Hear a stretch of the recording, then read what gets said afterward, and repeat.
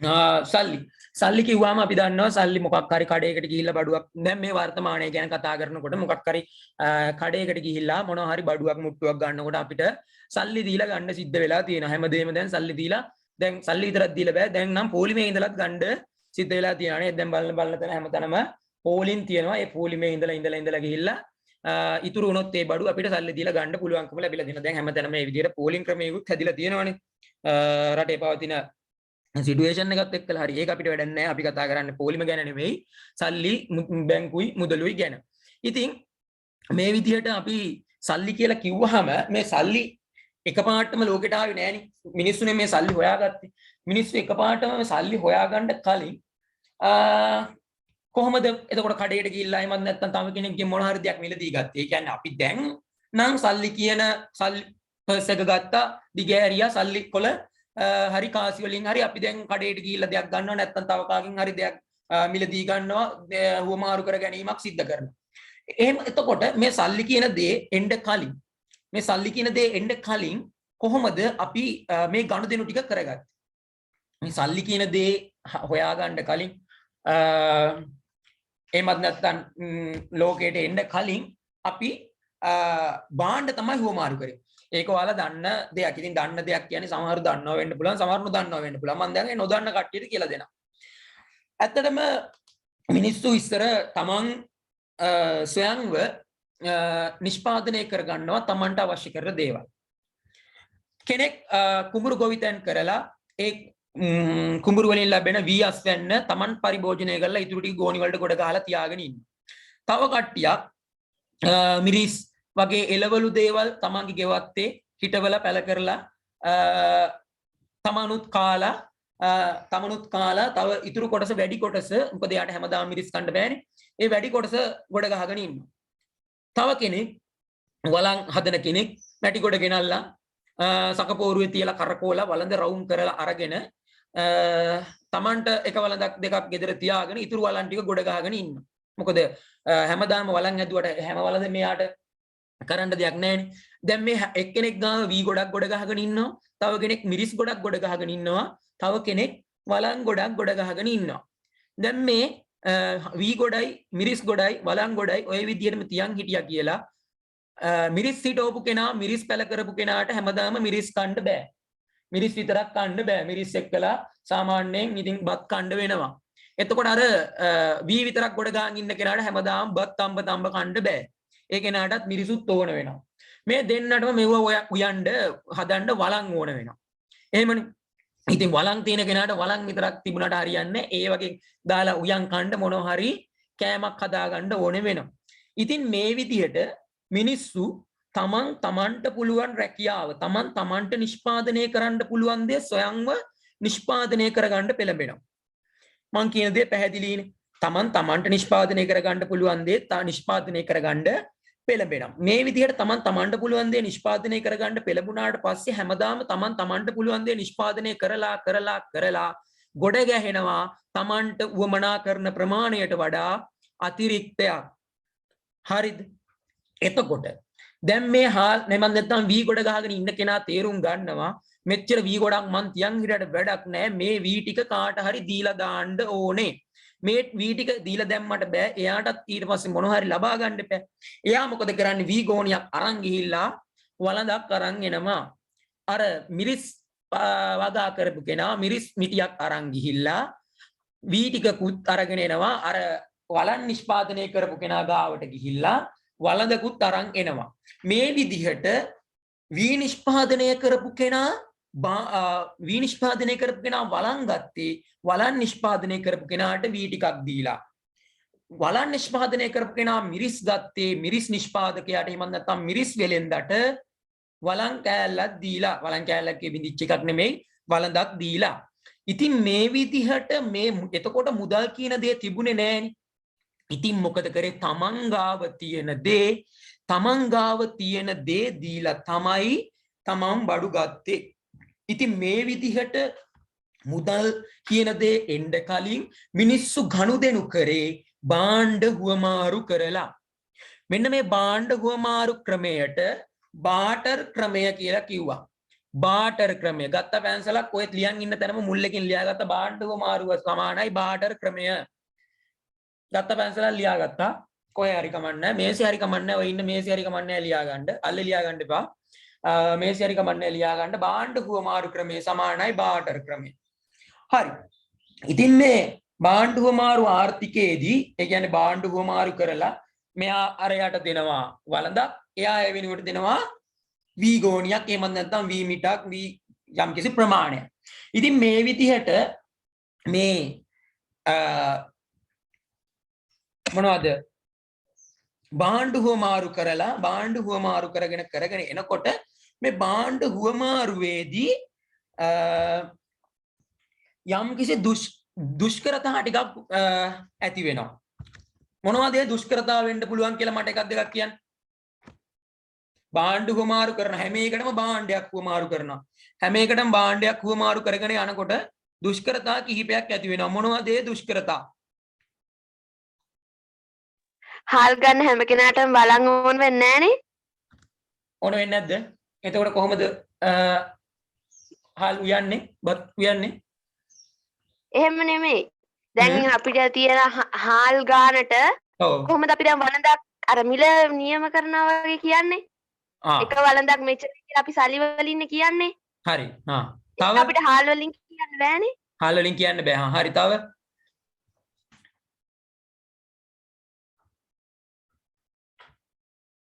තායක කියන්න බෑන කවුරු හරි? ඔයාලා හිටියානම් ඔයාලා මේ ක්‍රමයේ ඔයාලා ඒ කාලේ හිටියානම් එහෙම කොහොමද කරන්නේ මේ ක්‍රමයේ අසාධාරණයි මේක මේ මෙහෙමයි කියලා එයත් එක්ක රණ්ඩු ඇද ගන්න යන පොයින්ට්ස් මොනවද?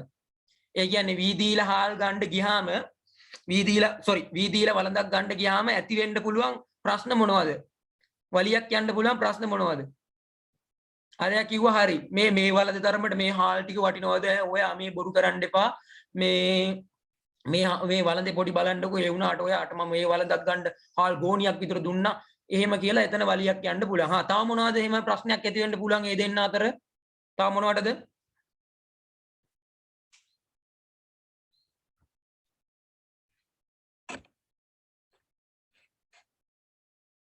කියන්න බලන්න හිතන දේවල් ඔයාලා ඒ කාලේ හිටියානම් ඔයාලා මේ වීදෙන්ට ගියාට පස්සේ වළම් මුදලාලිත් එක්කලා ගේම අදින්නේ කොහොමද?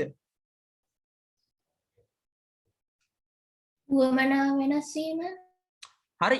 උවමනා වෙනස් වීම. දැන් මට මේ වී ටික දීලා ගන්න ඕනේ වළඳා. නමුත් ඒ වුණා කියන්නේ වී ටික මෙහෙමයි. මෙහෙම හිතන්නකෝ.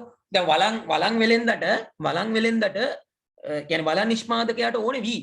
ඒ කියන්නේ බත් කන්න වී ඕනේ. එයා මොකද කරන්නේ? අර වී වළං දෙකක් අතේ තියන් ගිහිල්ලා වී නිෂ්පාදකයා ගාවට ගිහිල්ලා වී හදන ගොවියා ගාවට ගිහිල්ලා මචං මට වී ටිකක් දෙන්න මේ මං ඔයාලට වළං දෙකක් දෙන්නම් කියනවා. ඇත්තටම දැන් වළං හදපු කෙනාට වී ඕනෙමයි. ඒ වුණාට අර වී නිෂ්පාදකයා කියනවා ඉතින් මට වළං වැඩක් නැහැ නේ. මට ඕන දේ මේ වෙලාවේ මට වළං නෙමෙයි ඕනේ මට ඕනේ මිරිස් මේ වෙලාවේදී. මට ඇත්තට මේ වෙලාවේදී ආයෙ වළඳක් ගත්ත කියලා තේරුම් නැහැ. ඉතින් ඒකින්ද තරහ වෙන්න නම් එපා. මේ මොනවා කරන්නද නේද? ඉතින් ඔව් නේද? ඒකනේ ප්‍රශ්නේ කියලා. ඉතින් ඒ කට්ටිය කතා කරලා එහෙනම් එන්න ඔතේ එකක් බොන්න යන්න කියලා. තේ එකකුත් දීලා යනවා ආපහු වළං මුදලාලි යනවා යන්න. නමුත් වළං මුදලාලිට දැන් වී ඕනේ. එයාට වී උවමනා වුණාට මේ වෙලාවේදී වී නිෂ්පාදකයාට වළං උවමනා නැති නිසා එතන පොඩි මතභේදයක් ඇති වෙනවා.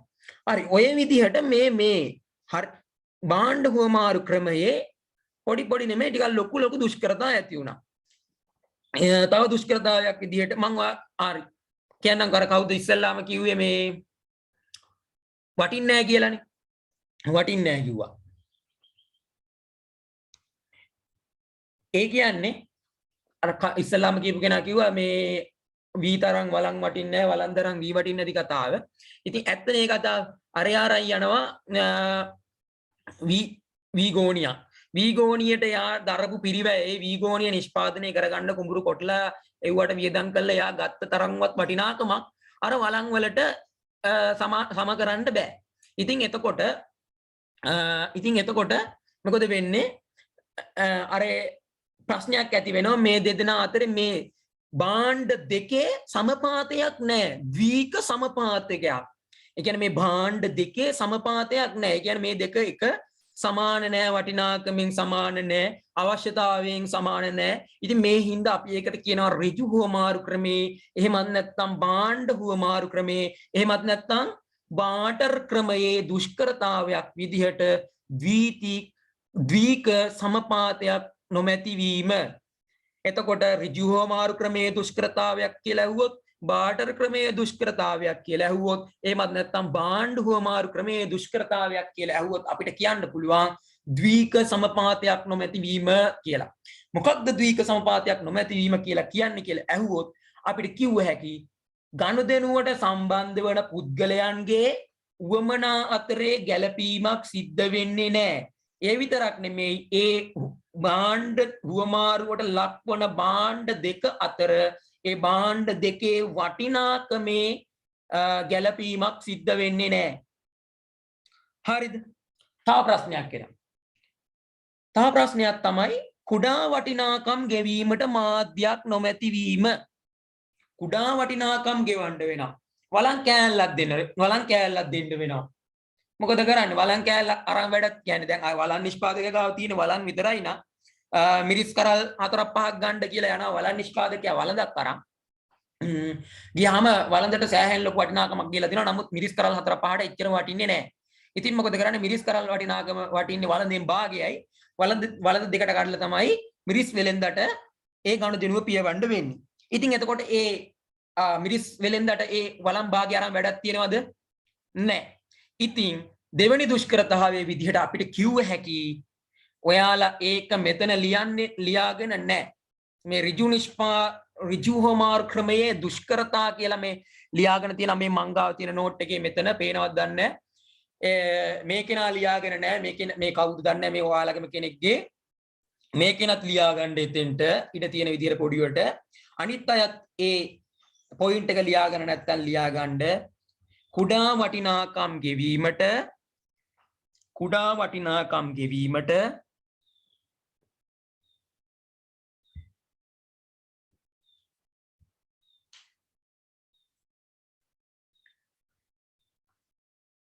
මාධ්‍යයක් නොමැතිවීම.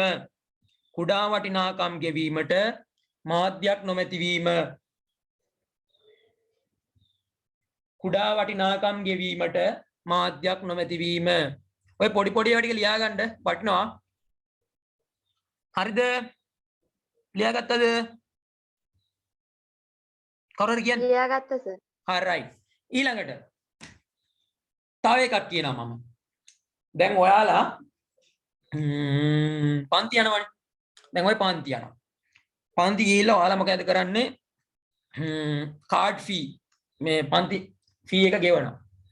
පන්ති ෆී එක ගෙවනවා. ඔයා හිතන්න දැන් ඔයා ඉන්නේ මුදල් කියන දේ තාම හොයාගෙන නැති භාණ්ඩ හුවමාරු ක්‍රමයේ තියෙන කාලයක එමත් නැත්නම් බාටර් ක්‍රමයේ තියෙන කාලේ. ඔයා මොකද කරන්නේ? පන්ති යනවා. එක්කෙනෙක් කවුද අපි ගමු නමක්. මෙතන ඉන්න අවුඩම ඉන්න කවුද? ආදිත්‍යා කවුද දන්නේ නැහැ. මම දන්නේ නැහැ. මම මේ කාටවත් මේ අන්රිස්පෙක්ට් කරනවා නෙමෙයි. නම ගන්නවා විතරයි. මූණක්වත් දන්නේ නැහැ. ආදිත්‍ය යනවා පන්ති. එයා කරන්නේ යාගේ නිෂ්පාදනය තක්කාලි. එයා තක්කාලි ගොවියෙක්. ඊළඟට next අමීෂා. එයා වළං. and next චාරුණී. එයා වට්ටක්කා. තමයි ඔන්න වට්ටක්කා. ඊළඟට ආයෙ කෙනෙක් ගමු. චතුනි. එයා වී. ඉතින් මොකද කරන්නේ? ඔන්න මාසේ අන්තිම සතියේ එනවා. පන්ති ගාස්තු ගෙවන්න ඕනේ. ගෙවන්න සල්ලි නැහැනේ. දැන් කියන්නේ සල්ලි කියන සල්ලි තාම නැහැනේ. කවුද? ආදිත්‍යද තක්කාලි උරයක් අරගෙන යනවා පන්තියට. ගිහිල්ලා එතන කවුන්ටරේ ඉන්න කෙනාට තක්කාලි උරේ දීලා කාඩ් එක ගන්නවා. ඊට පස්සේ අමීෂාට මොනවද කිව්වේ? වළන්ද. බලන් දෙකක් විතර අරන් ගිහිල්ලා වළන් දෙක කවුන්ටර් එකට දීලා කාඩ් එක ගන්නවා. ඇතුළට යන්න හම්බ වෙනවා. ඇයි ඔයාලා වටිනාකම පියෙව්වා. චාරුණී මොනවද කිව්වේ? වට්ටක්ක නේද? වට්ටක්කා ගෙඩියක් වැඩි වගේ ගෙඩි දෙකක් ගියොත් නම් ක්ලාස් B එකට වඩා වැඩිපුර යනවා කියලා හිතලා ගෙඩියකුයි භාගිකුයි අරන් යනවා. ගෙඩියකුයි භාගිකුයි අරන් ගිහලා කවුන්ටරේ ඉන්න කෙනාට දීලා කාඩ් එක ගන්නවා. පන්ති ඇතුළට යනවා. ඊට පස්සේ චතුනි වීගෝනියක් ගෙනියන්න කියලා බැඳගෙන ආහිතන වීගෝනියක්ම වැඩි පන්ති ගාස්තුවේ හැටියට භාගයක් තිබ්බාම ඇති ඕන් කියලා භාගයක් අඩු කරලා ඊටු භාගේ අරගෙන යනවා. ගිහිල්ලා දැන් අර කිසි ප්‍රශ්නයක් නැහැ ගණිතන ටික පියෙව්වා. ද්වික සමපාතයක් නැහැ තමයි. නමුත් මේ කියන්නේ ද්වික සමපාතයක් නැහැනේ දැන් ඔය වගේ. එකකවත් ද්වික සමපාතයක් නැහැ තමයි කමන්නේ. ඒ උනාට වටිනාකම මේ කොහොම හරි ගෙවා ගත්තානේ. නේද? වටිනාකම ගෙවා ගත්තා. දැන් මාර ප්‍රශ්නයක් ඇති වෙනවා. ඔයාලා නම් පන්ති ඇතුළට යයි කාඩ් එක අරගෙන කවුන්ටරේ පිරිලා වීගෝනි වලින් පිරිලා වලං වලින් පිරිලා තක්කාලි පෑගෙනවා වට්ටක් කවල මැස්සෝ වහනවා මාර ප්‍රශ්නයක් දැන් කාඩ් ගන්න කවුන්ටරේ ඇතුලේ හැරෙන්නවත් ඉර නැහැ හැරෙන දරේට තක්කාලි පෑගෙන හරිද ඉතින් දැන් මොකද්ද මෙතන එතකොට ඇති වෙන දුෂ්කරතාවය මේ වටිනාකම් එහෙමත් නැත්නම් මේ අපි හුවමාරු කරන මේ භාණ්ඩ වටිනාකම් රැස් කර තියාගන්න බැරි වෙනවා රැස් කර ගන්න බැරි වෙනවා ඊට පස්සේ පන්ති ඉවරලා යනකොට ඒ පන්තියේ කවුන්ටරේ සල්ලි එකතු කරපු එක්කෙනා ඒ සර්ට දෙනවා මේ සර් මේන් අද දවසේ හම්බෙච්ච සල්ලි ටික කියලා සල්ලි කියන්නේ මේ වටිනාකම් ටික කියලා මොනවද තක්කලි උරේයි වීගෝනියයි මොනවද ඔය වට්ටක්කා ටිකයි වලන් ටිකයි පටවනවා සර්ගේ වාහනේට හරි ඉතින් සර්ටත් මේවා වාහනේත් දාගෙන යන්න බෑ දාගෙන ගිහලා ආයි ගෙදරත් වෙනම ඉඩක් යනවා මේ ඊට පස්සේ එහෙමත් නැත්නම් එයාට බඩු ටිකක් ගන්න ඕන වෙනකොට එයා දැන් ගෙනහිලා දෙන්න වෙන එයාගේ අතේ සල්ලි නැහැනේ එයාට දෙන්න වෙන්නේ ඒ කඩේට තක්කලි. ඒ තක්කලි දෙනකොට ඒ තක්කලි නරක් වෙලා ඒ දවස් දෙකක් ගිහිල්ලා. ඉතින් මේ නිසා අපි කියනවා මේ භාණ්ඩ හුවමාරු ක්‍රමේ තව දුෂ්කරතාවයක් විදිහට මොකද්ද? තව දුෂ්කරතාවයක් විදිහට වටිනාකම රැස් කර තබා ගැනීමට පිළිගත් මාධ්‍යයක් නොමැතිවීම. ඒකත් ලියලා නැද්ද? නැහැ. ටක් ගාලා ලියා ගන්න. නැතිනම් ප්‍රවාහණේ හා ගබඩා කිරීමේ දුෂ්කරතා මගහැරීම. ඔයාලා මෙතන තියෙන්නේ මේ මෙතන නම් තියෙන්නේ භාණ්ඩ හුවමාරු ක්‍රමයේ දුෂ්කරතා මගහැරීම කියලා. මම කතා කරන්නේ භාණ්ඩ හුවමාරු ක්‍රමයේ දුෂ්කරතා. මොකද මම තාම මුදල් කියන එකට ආවේ නැහැ. මේ තියෙන්නේ මුදල් වලින් සිද්ධ වෙච්ච දේ. පටල ගන්න එපා. මේ තියෙන්නේ මුදල් වලින් සිද්ධ වෙච්ච දේ. මේ ටිකම තමයි භාණ්ඩ හුවමාරු ක්‍රමයේ දුෂ්කරතා වෙන්නේ මුදල් ආපු හින්දා මේ දුෂ්කරතා ටික මගහැරුණ එක ගැන තමයි කතා කරන්නේ. ඔයාලා ඉතින් ඒකින් හින්දා මෙතෙන්ටම ලියාගත්තට කමක් නැහැ. ප්‍රවාහණේ හා රැස් කර තබා ගැනීම එවත් නැත්නම් ප්‍රවාහණේ හා ගබඩා කිරීමේ දුෂ්කරතා මගහැරීම මම කලින් කිව්වේ කුඩා වටිනාකම් ගෙවීමට මාධ්‍යයක් නොමැති වීමේ දුෂ්කරතාවයේ මගහැරීම ඒ වගේ කීපයක් තියෙනවා. තව උතන කියපු විදිහට වටිනාකම් මැනීමට පිළිගත් මිනුම් දණ්ඩක් නොමැති වීම නේද? ඒ කියන්නේ පිළිගත් මිනුම් දණ්ඩක් නැහැ. දැන් නම් තියෙනවා රුපියල් ඩොලර්ස් යුරෝ කියලා පිළිගත් මිනුම් දණ්ඩක් තියෙනවා. දැන් තක්කලිද වට්ටක්කද කියලා නැහැ. පන්ති ගාස්තුව රුපියල් 1000යි. රයිට්? ඒ රුපියල් 1000යි. පිළි අරගෙන තියෙන්නේ හැමෝම පිළි අරන් තියෙන්නේ ලෝකෙම ලංකාවම පිළි අරන් තියෙන්නේ රුපියල් 1000යි පන්ති ගාස්තුව. ඔන්න රුපියල් 1000ක් ගේන්න කියලා. නමුත් අර භාණ්ඩ හුවමාරු ක්‍රමයේ තියෙනවට පිළිගත් මාධ්‍යයක් නැහැ. තක්කලි මෙච්චර කොච්චරක් දෙන්නද වී කොච්චරක් දෙන්නද බලන් කීයක් දෙන්නද කියලා පිළිගත් මාධ්‍යයක් නැහැ. ඉතින් ඒ වගේ දුෂ්කරතා කිහිපයක් ඔන්න මේ භාණ්ඩ හුවමාරු ක්‍රමයේ තියෙනවා. ඉතින් මේ භාණ්ඩ හුවමාරු ක්‍රමයේ දුෂ්කරතා මම තාම මේ ඔයාලා පාඩමට ඇවිල්ලා නැහැ. මේ පාඩමේ කොටසම තමයි ආගෙන ඉන්න වෙනවා. මොකද මේකෙන් අනිවාර්යෙන් ප්‍රශ්න කිහිපයක් එනවා මේ මුදල් දක්වා. ඒ කියන්නේ මුදල් හොයාගන්න කලින් මුදල් දක්වා කොහොමද මේ ලෝකයේ ආවි කියන එක සම්බන්ධව. ඊට පස්සේ දැන් මේක ටිකක් කල් යනකොට තේරුම් ගන්නවා දැන් මේකට පිළිගත්ත මාත්‍යිකුත් නැහැ රැස් කර තබා ගන්නත් බෑ ගේ පුරාම වට්ටක්කයි තක්කලි වලනොයි ගොඩ ගහලා වීගෝනි මේක හරියන වැඩක් නෙමෙයි අපි පොඩ්ඩක් මේ භාණ්ඩ හුවමාරු ක්‍රම එහෙමත් නැත්තම් මේ බාටර් ක්‍රමයේ වෙන කියන්නේ භාණ්ඩ හුවමාරු කිරීම පොඩ්ඩකට නවත්තලා අපි එමු ඔය ටිකක් වටිනා කියන මොන හරි දීලා මොකක් හරි කරගන්න බැරි වෙයිද නිකන් කියලා අහනවා මොනවද කරන්නේ ඊට පස්සේ ඔන්න කට්ටිය සිප්පි කටු වලින් ගනුදෙනු කරන්න පටන් ගන්නවා. සිප්පි කටු වලින්. right? සිප්පි කටු දෙනවා. සිප්පි කටු ඔය කියන්නේ දැන් රුපියල් 10ක් කියලා කියන්නේ සිප්පි කටු 10ක් වගේ නිකන් ඒ වගේ ඉමැජින් කරන්න හිතන්න නිකන් රුපියල් ගාව ගන්න ඕනේ නැහැ ඇත්තටම. ඊට පස්සේ ලෝහ වර්ග රත්තරන් මොනවද යකඩ මේ දේවල් වලින් ගනුදෙනු කරන්න පටන් ගන්නවා. මෙන්න මෙච්චරක් බර යකඩ කෑල්ලකට මෙන්න මේ තරම් වටිනාකමක් දෙන්න. එහෙම නැත්නම් පන්ති ගාස්තු කියනවා ග්‍රෑම් 500ක් බර යකඩ කෑල්ලක් ගෙනත් දෙන්න ඕනේ හැමෝම. පන්තිකාර්යය. එතකොට පිළිගත් මාධ්‍යයක් විදිහට ඒක ක්‍රියා කරනයි එක වටිනාකමක් තියෙනවා ඒකේ. ඉතින් මේ විදිහට සිප්පි කටු වගේ ස්වභාවික ගල් වර්ග, අගනා ලෝහ වර්ග, කඩදාසි කියන්නේ කඩදාසි කියන්නේ සමාවෙන්න ඔය ගස්වල හැදෙන වටිනාකමින් වැඩි පත්‍ර වර්ග කියන්නේ හොයාගන්න දුෂ්කර පත්‍ර වර්ග මේ වගේ දේවල් මේ බාණ්ඩ හුවමාරු ක්‍රමයෙන් මිදිලා මේ වගේ පොඩි පොඩි වටිනාකමක් තියෙන මේ මුදල් බවට ගනුදෙනු කිරීමේ මාධ්‍යයන් බවට මේක විකාශනය වෙන්න පටන් ගන්නවා. ඉතින් මේ ඓතිහාසික විකාශනයේ ඒ කියන්නේ ওই සිප්පි කටු වල ඉඳලා ගල් කෑලි වල, ලෝහ කෑලි වල, රත්තරන් කෑලි වල ඉඳලා මේක ටිකක් දුෂ්කර වැඩක්.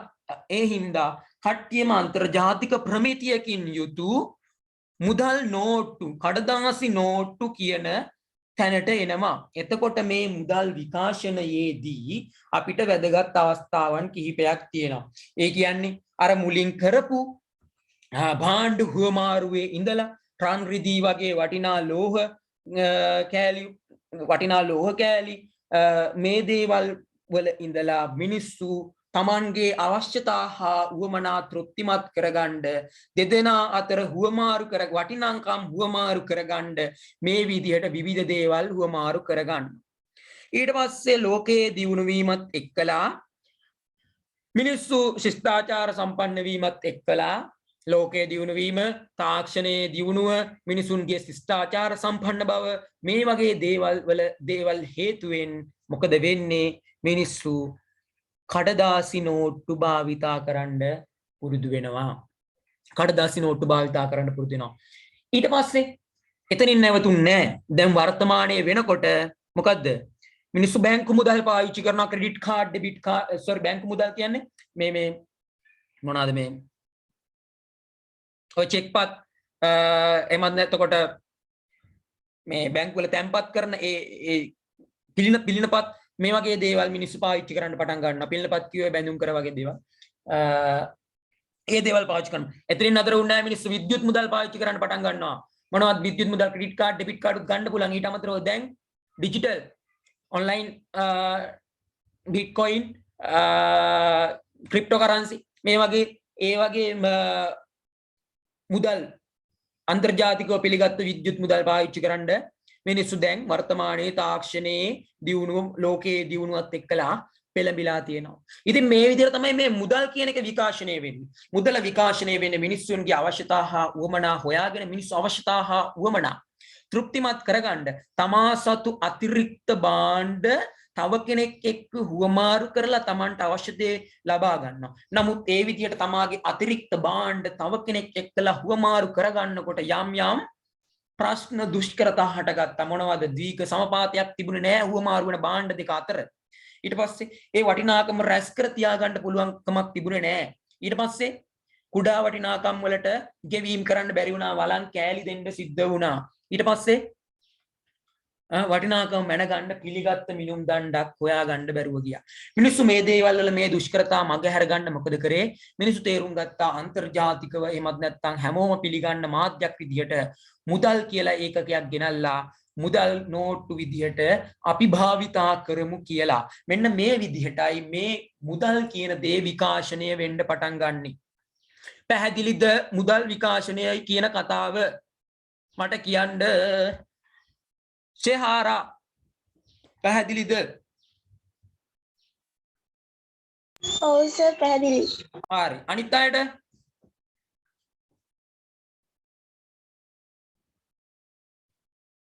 අය කාටට පැහැදිලි නැත්නම් අනිවාර්යයෙන් මට මැසේජ් එකක් දාන්න. මේ ප්‍රසිද්ධිය කියන්න එපා. ඒ කාරණේ නැහැ. තේරුම් නැත්නම් කියන්න. මැසේජ් එකක් දාලා තියන්න.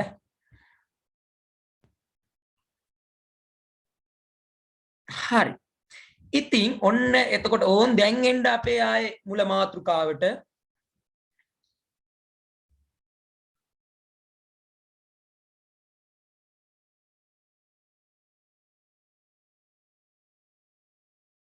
මුදල් බැංකු මිල මට්ටම. ඔන්න දැනුයි මුදල් හම්බුනේ මෙච්චර කල් කරේ බාණ්ඩනේ. ඔන්න දැන් මුදල් ගාවට නිකන් ආවා. දැන් යමු අපි මුදල් නිර්වචනය කරන්න. දැනුයි ඔන්න මුදල් නිර්වචනය කරන්නේ. මොනවද මුදල් කියන්නේ? මුදල් යනු විනිමය මාධ්‍යයක් ලෙස පොදුවේ පිළිගන්නා ඕනෑම දෙයක් වේ. ඒ කියන්නේ සිප්පි කටු වෙන්න පුළුවන්. ලෝහ වෙන්න පුළුවන්. රයිට්. ගස් කොළ වෙන්න පුළුවන්. ඒ දේවල් උනාට කමන්නේ භාණ්ඩුව මාරු ක්‍රමය නෙමෙයි. විනිමය මාධ්‍යයක් විදියට ක්‍රියා කරන ඕනම දෙයක්. මොනවද මේ විනිමය මාධ්‍යයක් කියලා කියන්නේ?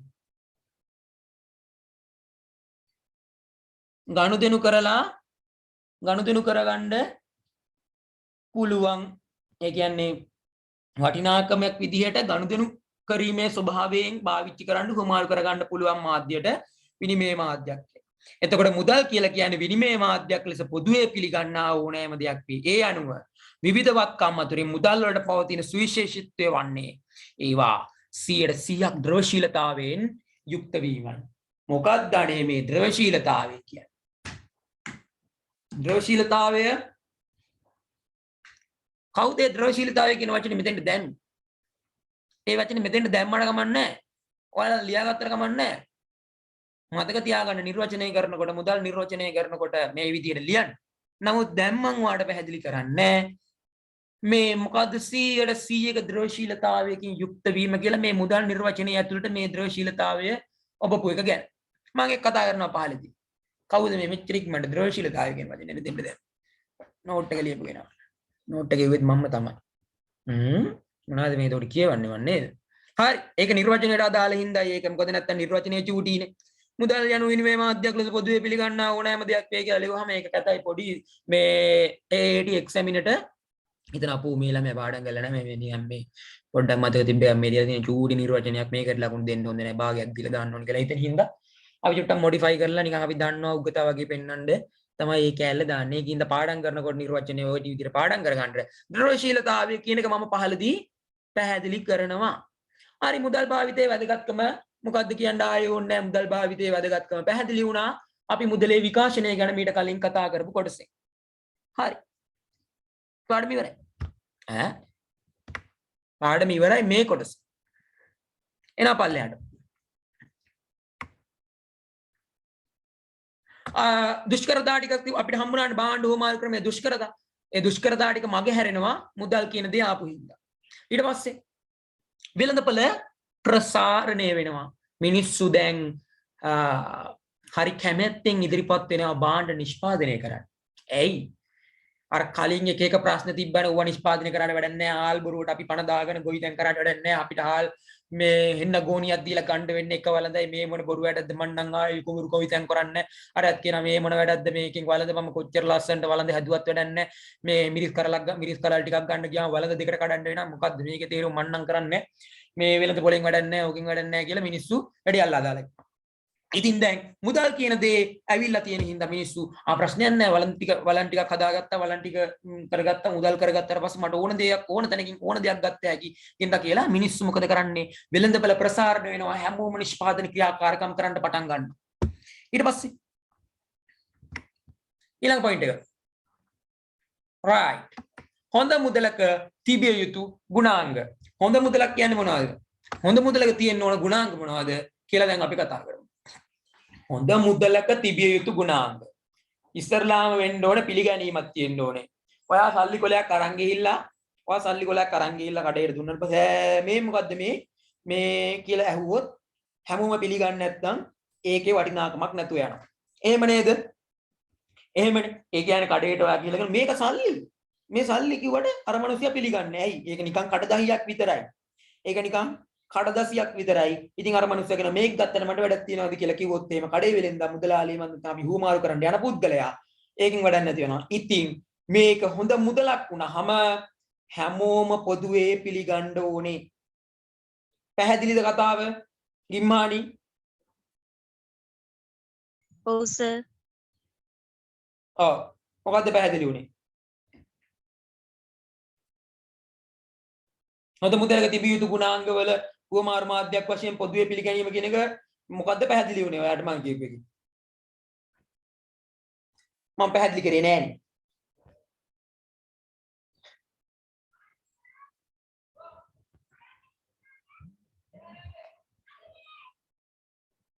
හරි.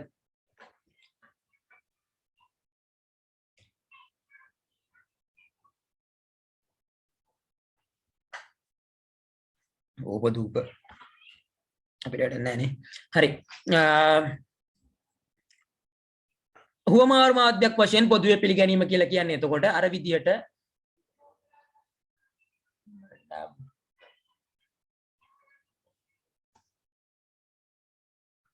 පොඩ්ඩක් ඉන්න ළමයි.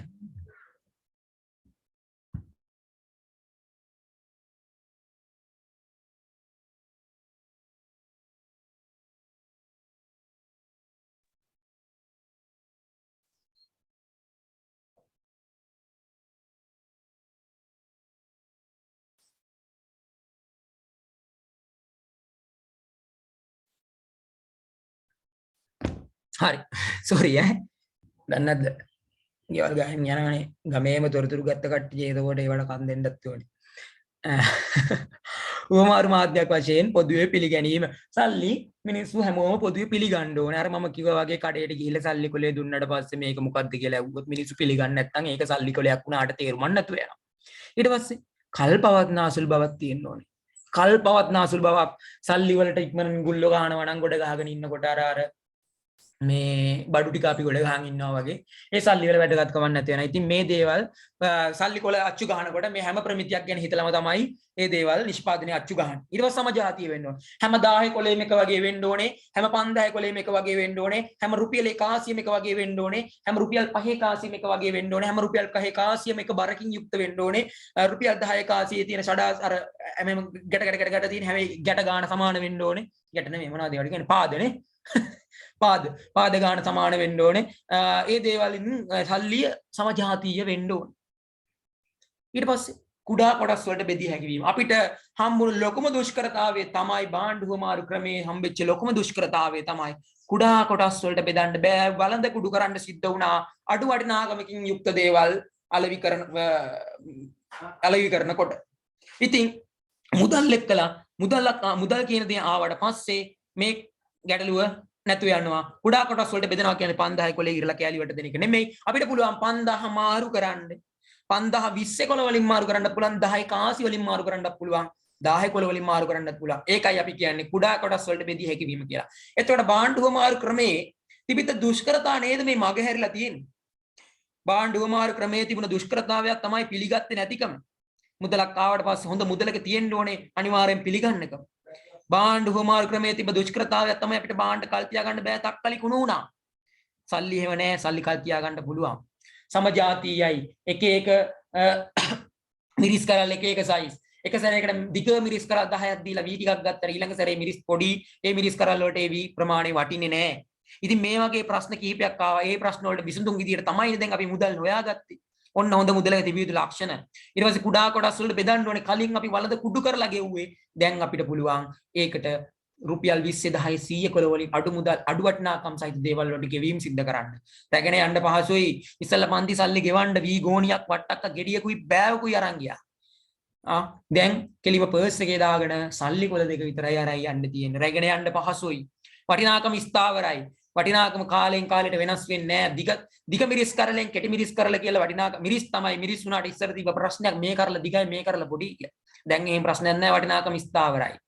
ඊට පස්සේ ව්‍යාජ මුදල් තියෙන්න බෑ. ව්‍යාජ මුදල් තියෙන්න බෑ. ඒ කියන්නේ හොඳ මුදලක ලක්ෂණ විදියට අර ටික අපිට කතා කරන්න පුළුවන්. බාණ්ඩු හුවමාරු ක්‍රමයේ තිබ්බ දුෂ්කරතා ටික මගහැරගෙන හොඳ මුදල ගොඩනැගුණා කියන්නේ. ඒ වගේම තමයි දැන් වර්තමානයේ තියෙන ප්‍රශ්නත් එක්කලා ව්‍යාජ මුදල් තියෙන්න බෑ. ඒකත් හොඳ මුදලක ලක්ෂණයක්. ඒ කියන්නේ ඇත්තටම මේ ව්‍යාජ මුදල් නොතිබීම කියලා කියන්නේ මොකක්ද දන්නවද? අනුකරණය කිරීම අපහසු වීම. ඔන්න වරහණ ලියා ගන්න.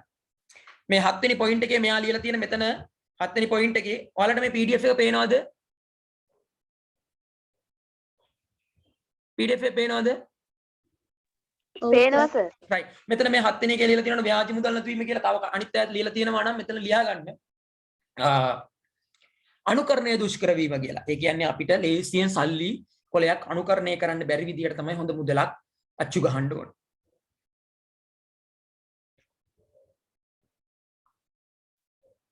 ලියා ගන්න. අනුකරණය දුෂ්කර වීම. වරහන් ඇතුලේ ලියා ගන්න. අනුකරණය දුෂ්කර වීම.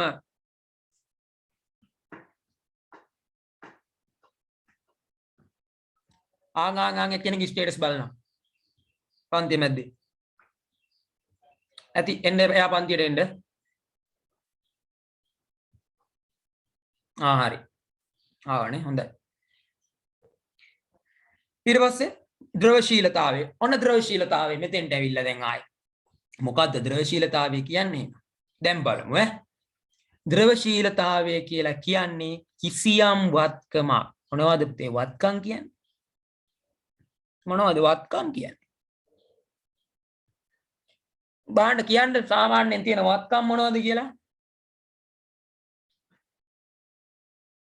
නෙත්මි හංසිකා මොනවද වත්කම් කියන්නේ කියලා දන්නවද?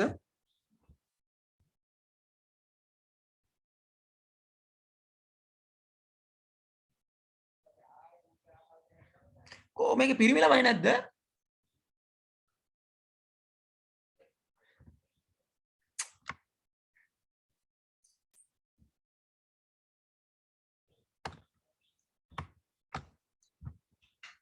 වත්කම් කියලා කියන්නේ අපිට තියෙන දේවල්. වත්කම් කිව්වාම අපි ඉන්න ගෙදර අපිට වත්කමක්, අපේ ඉඩම අපිට වත්කමක්, අපේ වාහනේ අපිට වත්කමක්, අපි අර නිෂ්පාදනය කරගත්ත අපිට තක්කලි ටික අපිට වත්කමක්, අපේ වී ටික අපිට වත්කමක්, අපේ වලන් ටික අපිට වත්කමක්. ඒතර වත්කම් කියන්නේ මොනවද? අපිට තියෙන දේවල්. අපි කියන කිසි වත්කමක් නැහැ මේ මිනිස්සයාට කියලා කාට හරි බයිනවා. ඇයි ඒ මිනිස්සයාට කියලා කිසි දෙයක් නැහැ හදිස්සියකට. මොනවද එතකොට වත්කම් කිව්වේ? ඕන් ආයේ මම කියනවා අපි ඉන්න ගෙදර අපිට වත්කමක්. මම මේ ඔයාලගේ මට්ටමින් කියලා දෙන්නේ ඩබල් AT. තව ඉස්සරහට ඔය කට්ටිය එක එක සබ්ජෙක්ට් වල ගණී සමහරු කොමර්ස්ම කරයි. තවත් කට්ටියක් O level කොමර්ස් කරලත් ඇති. ඒ කට්ටිය වත්කම් කියන්නේ මොනවද කියන්නේ ඕනාවටත් වැඩිය දන්නවා ඇති. ඒක ගැටලුවක් කරගන්න. ඉතින් මම සරලව කිව්වේ ගේ අපිට වත්කමක්, ඊටම වත්කමක්, වාහනේ වත්කමක්, තව තක්කලි ටික අපි අර වගා කරගත්ත කලින් සැරේ වගා කරගත්ත තක්කලි ටික වත්කමක්, වලන් ටික වත්කමක්, වී ටික වත්කමක්. ඉතින් මේ වත්කම් ඒ වගේම තමයි තව මොනවද අපිට තියෙන වත්කමක්? අපේ පර්ස් එකේ තියෙන සල්ලි ටිකත් අපිට වත්කමක්. අපිට වත්කමක්. අපේ බැංකුවේ තියෙන බැංක් account එකේ තියෙන සල්ලි ටිකත් අපිට වත්කමක්. ඔයාට ඊයේ හම්බුනේ චෙක් එකක් වත්කමක්. මොනවද වත්කම්? අපිට ගෙදර වත්කමක්, ඉඩම වත්කමක්, අර තක්කලි ටික වත්කමක්, වලන් ටික වත්කමක්, බැංකුවේ තියෙන සල්ලි ටික වත්කමක්, ඊයේ හම්බුනේ චෙක් එක වත්කමක්, පර්ස් එකේ තියෙන සල්ලි ටික වත්කමක්. දැන් කතා කරගෙන යමු ඔය ඩිජිටල් ඔලිය තියාගන්න. දැන් කතා කරගෙන යමු. කිසියම් වත්කමක් අවම පිරිවැයකින් තොරව ඉක්මනින් හා පහසුවෙන් වෙනත් වත්කමකට හෝ මුදල් වලට පරිවර්තනය කිරීමේ හැකියාව. ඉඩම වත්කමක් කිව්වනේ. ඉඩම මුදල් වලට පත් කරන්න. ඉඩම වත්කමක්නේ. ඉඩම දැන් අපි මුදල් වලට පරිවර්තනය කරන්න ඕනේ. ඉඩම කොහොමද මුදල් වලට පරිවර්තනය කරන්නේ? ඉඩම විකුණන්න ඕනේ. නේද? ඉඩම විකුණන්න ඕනේ. ඉඩම විකුණුවාට පස්සේ තමයි අපිට ඒක සල්ලි හම්බෙන්නේ. වාහනේ විකුණුවොත් තමයි වාහනේ මුදල් බවට පරිවර්තනය වෙන්නේ. හරි. චෙක් එක බැංකුවට ගිහිල්ලා මාරු කරගත්තොත් තමයි චෙක් එක මුදල් වලට පරිවර්තනය වෙන්නේ. බැංකු ගිණුමේ බැංකු පොතේ බින්දු සල්ලි තිබුණට බින්දු කියන්නේ බින්දු මුලට ඉලක්කමක් එක්කලා 0.67ක අගයක් තිබුණට ඒක තිබුණට පොතේ ඒක බැංකුවට ගිහිල්ලා මේකේ තියෙන ගානට මට සල්ලි ටික දෙන්න කිව්වොත් විතරයි ඒක අපිට මුදල් බවට පරිවර්තනය කරගන්න පුළුවන් වෙන්නේ. හරි. මුදල් වලට පරිවර්තනය කරන්නේ. දැන් මුදලුත් වත්කමනේ පර්ස් එකේ තියෙන මුදල් ටිකත් වත්කමක් කියලා මං කිව්වනේ. එතකොට පර්ස් එකේ තියෙන මුදල් ටික මුදල් බවට පරිවර්තනය කරගන්න. අමුතුවෙන් කරන්න දෙයක් නැහැ. පර්ස් එකේ තියෙන මුදල්ම තමයි. එතකොට ඒක අමුතුවෙන් පරිවර්තනය කරන්න දෙයක් නැහැ. ඊටම පරිවර්තනය කරනවා මුදල් වලට ඊටම විකුණනවා. ඊටම විකුණන්න පුළුවන්ද? දැන් හිතුණා, දැන් ගියා, දැන් වික්ක, දැන් සල්ලි ටික ගත කරන්න පුළුවන්ද? බෑ. අපිට ඒකට පුතේ පිරිවැයක් දරන්න සිද්ධ වෙනවා. අපිට ඒකට පිරිවැයක් දරන්න සිද්ධ වෙනවා. අපිට බ්‍රෝකර් කෙනෙක් අල්ලන්න සිද්ධ වෙනවා. ඊටම සමහරට සකස් කරන්න සිද්ධ වෙයි. ඒ කියන්නේ හාලා කරලා සකස් කරන්න සිද්ධ වෙයි. බැනර් ගහන්න, බෝඩ් ගහන්න, අත්පත්‍රිකා බෙදන්න සිද්ධ වෙයි. පිරිවැයක් යනවා අපිට ඊටම ඉක්මනටම සල්ලි වලට පත් කරගන්න අමාරුයි. මාස ගාණක් ගහගෙන තිබිලා මම ඊටම විකිණීමට ඇත කියලා බෝඩ් ගහගෙන ඉඳලා මොකෙක් හරි එකට දීලා දාන්න. වාහනයක් ගන්නවා. වාහනේ ඉක්මනට සල්ලි වලට පත් කරගන්න අමාරුයි. ඇයි? වාහනය එතකොට ඉඩම් වගේ දෙයක ඉඩම් වගේ ස්ථීරවත්කමක කියන්නේ ස්ථාවරවත්කමක කියන්නේ ඒක හොල්ලන්න කරන්න බැරි ස්ථාවරවත්කමක ද්‍රවශීලතාවය ඊටාම අඩුයි. ඊට පස්සේ වාහනෙත් එහෙමයි. ටිකක් අමාරු. ඉඩමට වඩා නම් ටිකක් ලේසි වෙයි. නමුත් ඉඩමට වඩා ටිකක් ලේසි වුණාට අමාරුයි පුතේ කපාටම සල්ලි වලට පත් කරගන්න. අපි මොකද කරන්න ඕනේ? ඒකටත් බ්‍රෝකර් කෙනෙක් අල්ලලා ඒ මිනිහටත් කීයක් හරි දීලා නේද? ඒ විදිහට තමයි අපිට වාහනේ විකුණ ගන්න වෙන්නේ. චෙක් එක ටිකක් ලේසි. ලොකු පිරිවැයක් නැහැ. දුංගල බැංකුවර ගියා පිරෙව්වා මේ ස්ලිප් එක පිරෙව්වා සල්ලි ටික ගත්තා. චෙක් එක ටිකක් ලේසි. 100%ක්ම නම් ලේසි නෑ. නමුත් 90%ක් විතර ලේසි නේද? ඊට පස්සේ අර බැංකු පොතේ තියෙන සල්ලි ටික ඒකත් ලේසි ටිකක්. ඒ කියන්නේ ඒකත් 100%ක්ම ලේසි නෑ. ඒ වුණාට 90%ක් විතර ලේසි. ඇයි? බැංකුවට ගියා. අනේ මේකේ තියෙන සල්ලි ටික දෙන්න කිව්වා, ෆිල් කෙරුවා, තොරතුරු ටික අපි මේ අප්‍රූව් කෙරුවා, සල්ලි ටික ගත්තා. ඒකට ටිකක් 90%ක් විතර ලේසි. පර්ස් එකේ තියෙන සල්ලි ටික සල්ලි වලටපත් කරගන්න හරිම ලේසි. සල්ලිමනේ. එතකොට සල්ලි වල මුදල් වල ද්‍රවශීලතාවය 100%යි. නිර්වචනයේ ගාවට යන්න එතන තිබ්බා මුදල් වල ද්‍රවශීලතාවය 100%යි කියලා. දැන් පැහැදිලිද මොකද්ද මේ ද්‍රවශීලතාවය 100%යි කියන එකේ තේරුම සහ ද්‍රවශීලතාවය මොකක්ද? වත්කම් ඊටාම අඩු පිරිවැයකින් සහ ඉක්මනින් සහ පහසුවෙන් වෙනත් වත්කමකට හෝ මුදල් වලට පරිවර්තනය කර ගැනීම ද්‍රවශීලතාවය වේ. තේරුණාද? මට කියන්න තේරුණාද? චලිත් තේරුණාද? ඔව් සර් තේරුණා. ද්‍රවශීලතාවය කියන එක තේරුණා? පැහැදිලි කරන්න පුළුවන්ද?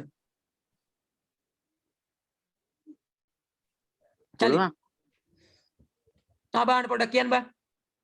තේරුණ විදියට. යම් වත්කමක් මුදල් බවට පරිවර්තනය කරන්න පුළුවන්. ඉක්මනින් පත් කරන්න පුළුවන් විදිය. ඉක්මනින් පත් කරන්න පුළුවන් විදිය. කියන්නේ ඉක්මනින් පත් කිරීමේ හැකියාවට තමයි අපි ද්‍රවශීලතාවය කියලා කියන්නේ. හොඳයි ඈ. ඉක්මනින් පත් කිරීමේ හැකියාව. එතකොට මොන වගේද මේ ද්‍රවශීලතාවයේ 100%ක්ම 100%ක්ම ද්‍රවශීලතාවයේ තියෙන ධර්මී මුදල්. right good. හරි. අපි මුල් ටික ලස්සනට කතා කරලා ඉවර කරුවා. බ්‍රේක් එකක් ඕනේද? නෑ අපු දැන් ඕනේ නෑ 10ට නේ පටන් ගත්තේ 10යි කාලේ පටන් ගත්තා.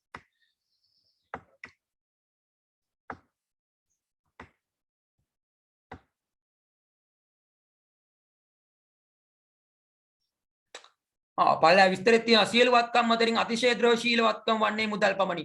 ඒ අනුව ඉඩම් නිවාස වැනි ස්ථාවර වත්කම් වල අඩුම ද්‍රවශීලතාවයක් පවතී. ඒ කියන්නේ ඉඩම් සහ නිවාස වගේ දේවල් ඉක්මනට සල්ලි කරගන්න බෑ. ඉතින් ඒ වගේ තියෙන අඩු ද්‍රවශීලතාවයක්.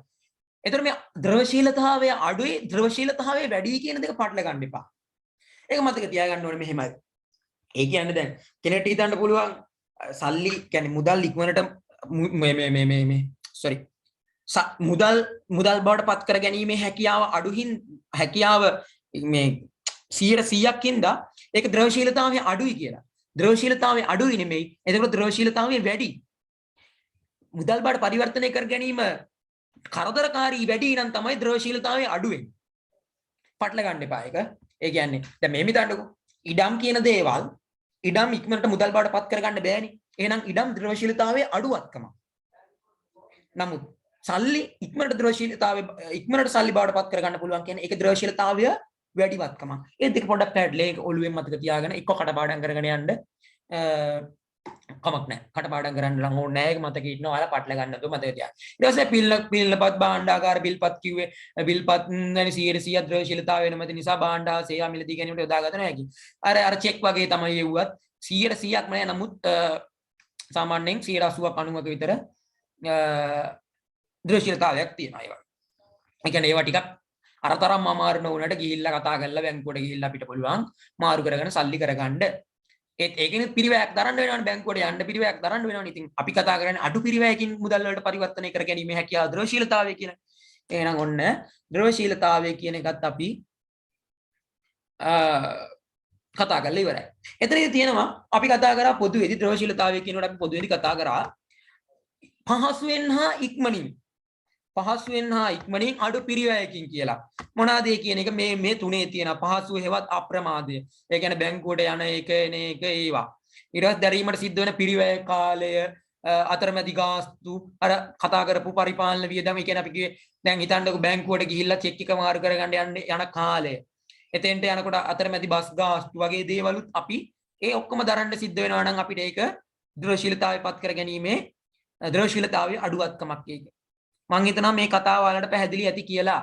චුට්ටකට අමාරු කොටසකට තියෙන ওই මුදල් වලදී ওই චුට්ට තමයි. ඔය ද්‍රවශීලතාවය. ඒක පාටල ගන්න එපා.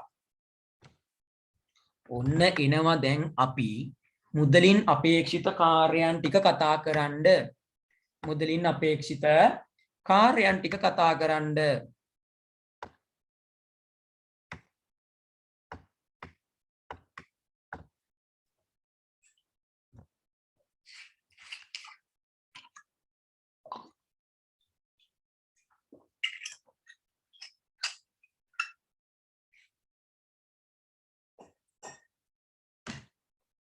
right come on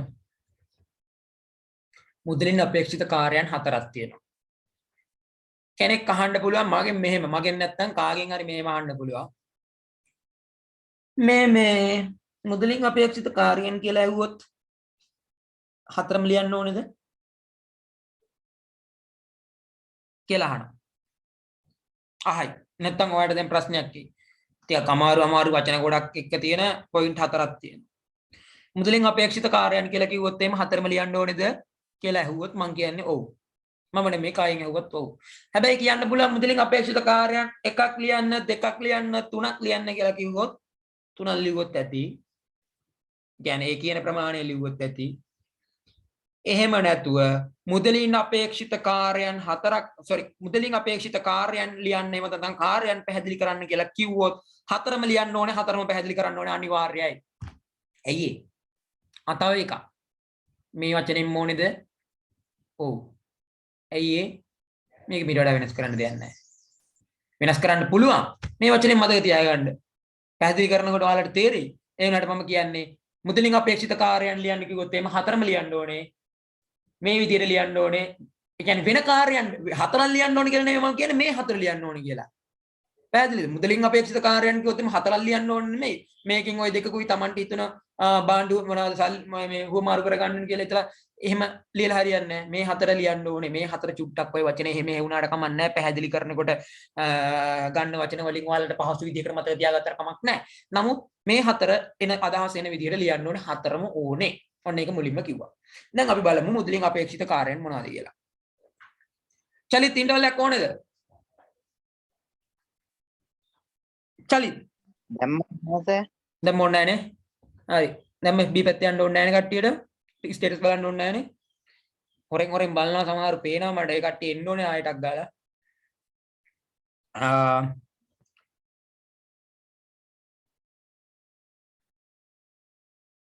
මුදලින් අපේක්ෂිත කාර්යයන් හතරකි මොනවද කාර්යයන් හතර අපි බලමු පළවෙනි එක විනිමය මාධ්‍යයක් ලෙස ක්‍රියා කිරීම විනිමය මාධ්‍යයක් ලෙස ක්‍රියා කිරීම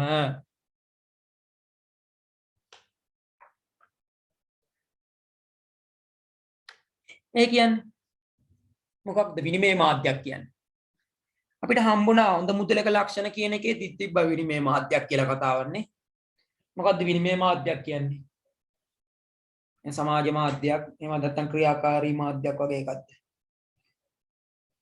විනිමය මාධ්‍යයක් කියලා කියන්නේ ලියා ගන්න වරහන් ඇතුලේ හුවමාරු මාධ්‍යයක් ලියා ගන්න වරහන් ඇතුලේ නැත්නම් මේ මොකද්ද මේ විනිමය මාධ්‍යයක් කියන්නේ කියලා බලන්න ලියා ගන්න වරහන් ඇතුලේ විනිමය මාධ්‍යයක් ලෙස ක්‍රියා කිරීම කියන තැන ලියා ගන්න හුවමාරු මාධ්‍යයක් ලෙස ක්‍රියා කිරීම හුවමාරු මාධ්‍යයක් ලෙස ක්‍රියා කිරීම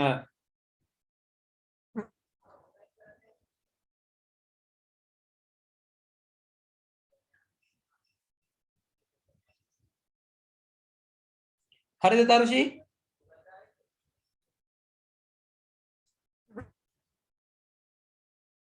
හරිද තරුෂි? හරි සර්. හරි. හොඳයි. අපි දැන් බලන්න මොකද්ද මේ විනිමය මාධ්‍ය ලෙස ක්‍රියා කිරීම එහෙමත් නැත්නම් හුවමාරු මාධ්‍ය ලෙස ක්‍රියා කිරීම කියන්නේ කියලා. ඒ කියන්නේ මුදලින් දැන් අපි කතා කරන්නේ මුදලින් අපේක්ෂිත කාර්යයන්නේ.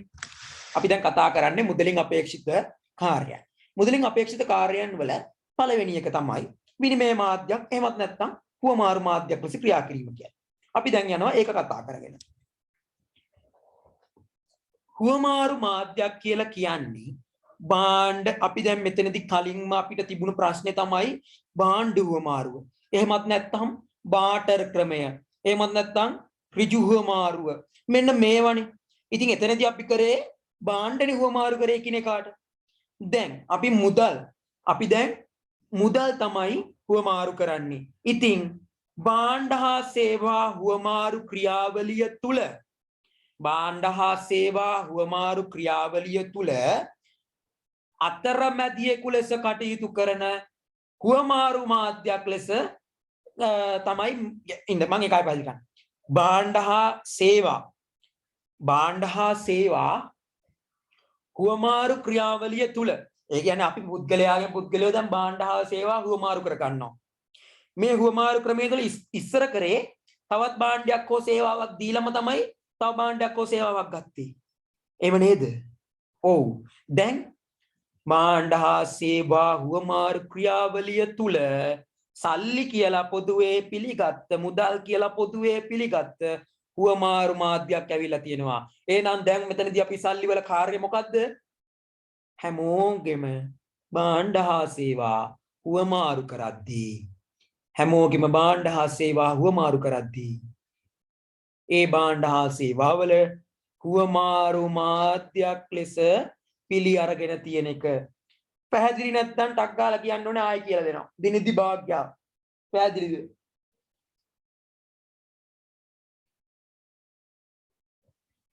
දිනිදි භාග්‍ය නිදිද? සෑ පරක් කියන්නකෝ. නිදන් ඉඳලා නැහැ නේ. හරි. මෙහෙමනේ. ඔන් ආය අහගන්න. විනිමය මාධ්‍යයක් ලෙස ක්‍රියා කිරීම කියන්නේ මම කිව්වා වරහන් ඇතුලේ ලියා ගන්න කියලා හුවමාරු මාධ්‍යයක් ලෙස ක්‍රියා කිරීම කියලා. හරිනේ. ඔන්න දැන් තේරෙනවා මොකද්ද විනිමය මාධ්‍යයක් කියන්නේ කියලා. දැන් තේරෙනවා විනිමය මාධ්‍යයක් කියන්නේ මොකද්ද කියලා. ඒ කියන්නේ ඒ වචනේ තේරෙනවා. හුවමාරු මාධ්‍යයක්. හරිනේ. දැන් බලමු මොකද්ද මේ විනිමය මාධ්‍යයක් එහෙම නැත්නම් හුවමාරු මාධ්‍යයක් කියන්නේ. ඉස්සර ඒ කියන්නේ අපි අර ඉස්සරම හිටියේ අර අපි අර තක්කලි වට්ටක්කා වී වලන් හුවමාරු කරගත්ත කාලේ. අන්න ඒ කාලෙදී වලන් ගන්න ගිය අපි වී ගෝණියක් කරේ තියා. ඒ කාලේ අපි වලන් ගන්න ගියේ වී ගෝණියක් කරේ තියාගෙන. ඊට පස්සේ මොකද වුනේ? වී ටික දීලා වලඳ අරන් ගෙදර ආවා. වී ටික දීලා වලඳ අරන් ගෙදර ආවා. අපි දැන් යනවා වලන් ගන්න. වී අරන් යනවද? නෑ. වී අරන් යන්නේ නෑ. දැන් පර්ස් එකේ සල්ලි ටික දාගෙන ගියා. පර්ස් එක ඇරියා. සල්ලි ටික දුන්නා. වලන් ටික ගෙදර ගෙනාවා. ඉස්සර මොකද්ද කරේ? වී ගෝණියක් කරේ තියන් ගියා. වී ගෝණිය එතනින් බෑවා. වලන් ටික ගත්තා ගෙදර ආවා. දැන් මොකද කරන්නේ? සල්ලි ටික සාක්කුවේ දාගෙන ගියා. සල්ලි ටික යාට දුන්නා. වලන් ටික අරන් ගෙදර ආවා. දැන් මොකක්ද උනේ? මේ දෙන්න ඉස්සර කරේත් මොකක්ද? හුවමාරුවක්. දැන් කරන්නේත් මොකක්ද? හුවමාරුවක්. ඒ වුණාට ඉස්සරට වඩා දැන් හුවමාරු මාධ්‍ය වී නෙමෙයි. එහෙම නැත්නම් හුවමාරු මාධ්‍ය තවත් භාණ්ඩයක් නෙමෙයි. හුවමාරු භාණ්ඩ දැන් මුදල. එහෙමත් නැත්නම් සල්ලි. එහෙනම් සල්ලි වල එක කාර්යයක් තමයි හුවමාරු මාධ්‍යයක් ලෙස ක්‍රියා කිරීම. දැන් තේරුණාද? දිනිදි භාග්‍ය. ඔව් සර්. හරි. ඔව් සර්. හරි. තේරුණ නැත්නම් කියන්න ඕනේ. ඊට පස්සේ අපි එනවා දෙවනි කාර්යය. වටිනාකම මැනීමේ මිනුම් දණ්ඩක් ලෙස ක්‍රියා කිරීම. මොකද්ද ඒ? වටිනාකම් මැනීමේ මිනුම් දණ්ඩක් කියලා කියන්නේ. ඉස්සර මොකද්ද උනේ? වලන් ටික අරන් ගිහිල්ලා බින්දලත් ගෙවන්න වුණා. සමහර වලන් කෑලි වලින් ගෙවන්න වුණා. දැන් එහෙම ඕනේද? ඉස්සර කිව්වේ මිරිස් කිලෝ එකකට කිලෝ නම් තිබුණේ නැහැ. ඉතින් ඉස්සර ඉතින් ප්‍රායෝගික නැහැ කතාව. හරි කමන්නේ නැහැ. තේරුම් ගැනීමේ පාසුවටත් මාගේ කීමේ පාසුවටත් මම එහෙම කියන්නම්. ඉස්සර මිරිස් කිලෝ එකක් වළඳයි කිව්වොත් මිරිස් 500ක් ගන්න වළම් භාගයක් දෙන්න වෙනවා. දැන් මිරිස් කිලෝ එකක් රුපියල් 200යි කිව්වොත් මිරිස් 500ක් ගන්න මිරිස් ග්‍රෑම් 500ක් ගන්න රුපියල් 100යි. ඔන් ආයි කියනවා ඉස්සර මිරිස් කිලෝ එකක් වළඳයි කිව්වොත් මිරිස් ග්‍රෑම් 500ක් ගන්න වළඳෙන් භාගයක් දෙන්න වෙනවා. වළඳම දුන්නොත් පාඩුයිනේ. වළඳම දුන්නොත් පාඩුයි. දැන් මිරිස් කිලෝ එකක් රුපියල් 200යි කිව්වොත් මිරිස් ග්‍රෑම් 500ක් ගන්න අපිට පුළුවන් රුපියල් 100ක් දෙන්න. මොකක්ද මේ වෙලා තියෙන්නේ? දැන් සල්ලි වල කිසි ප්‍රශ්නයක් නැහැ.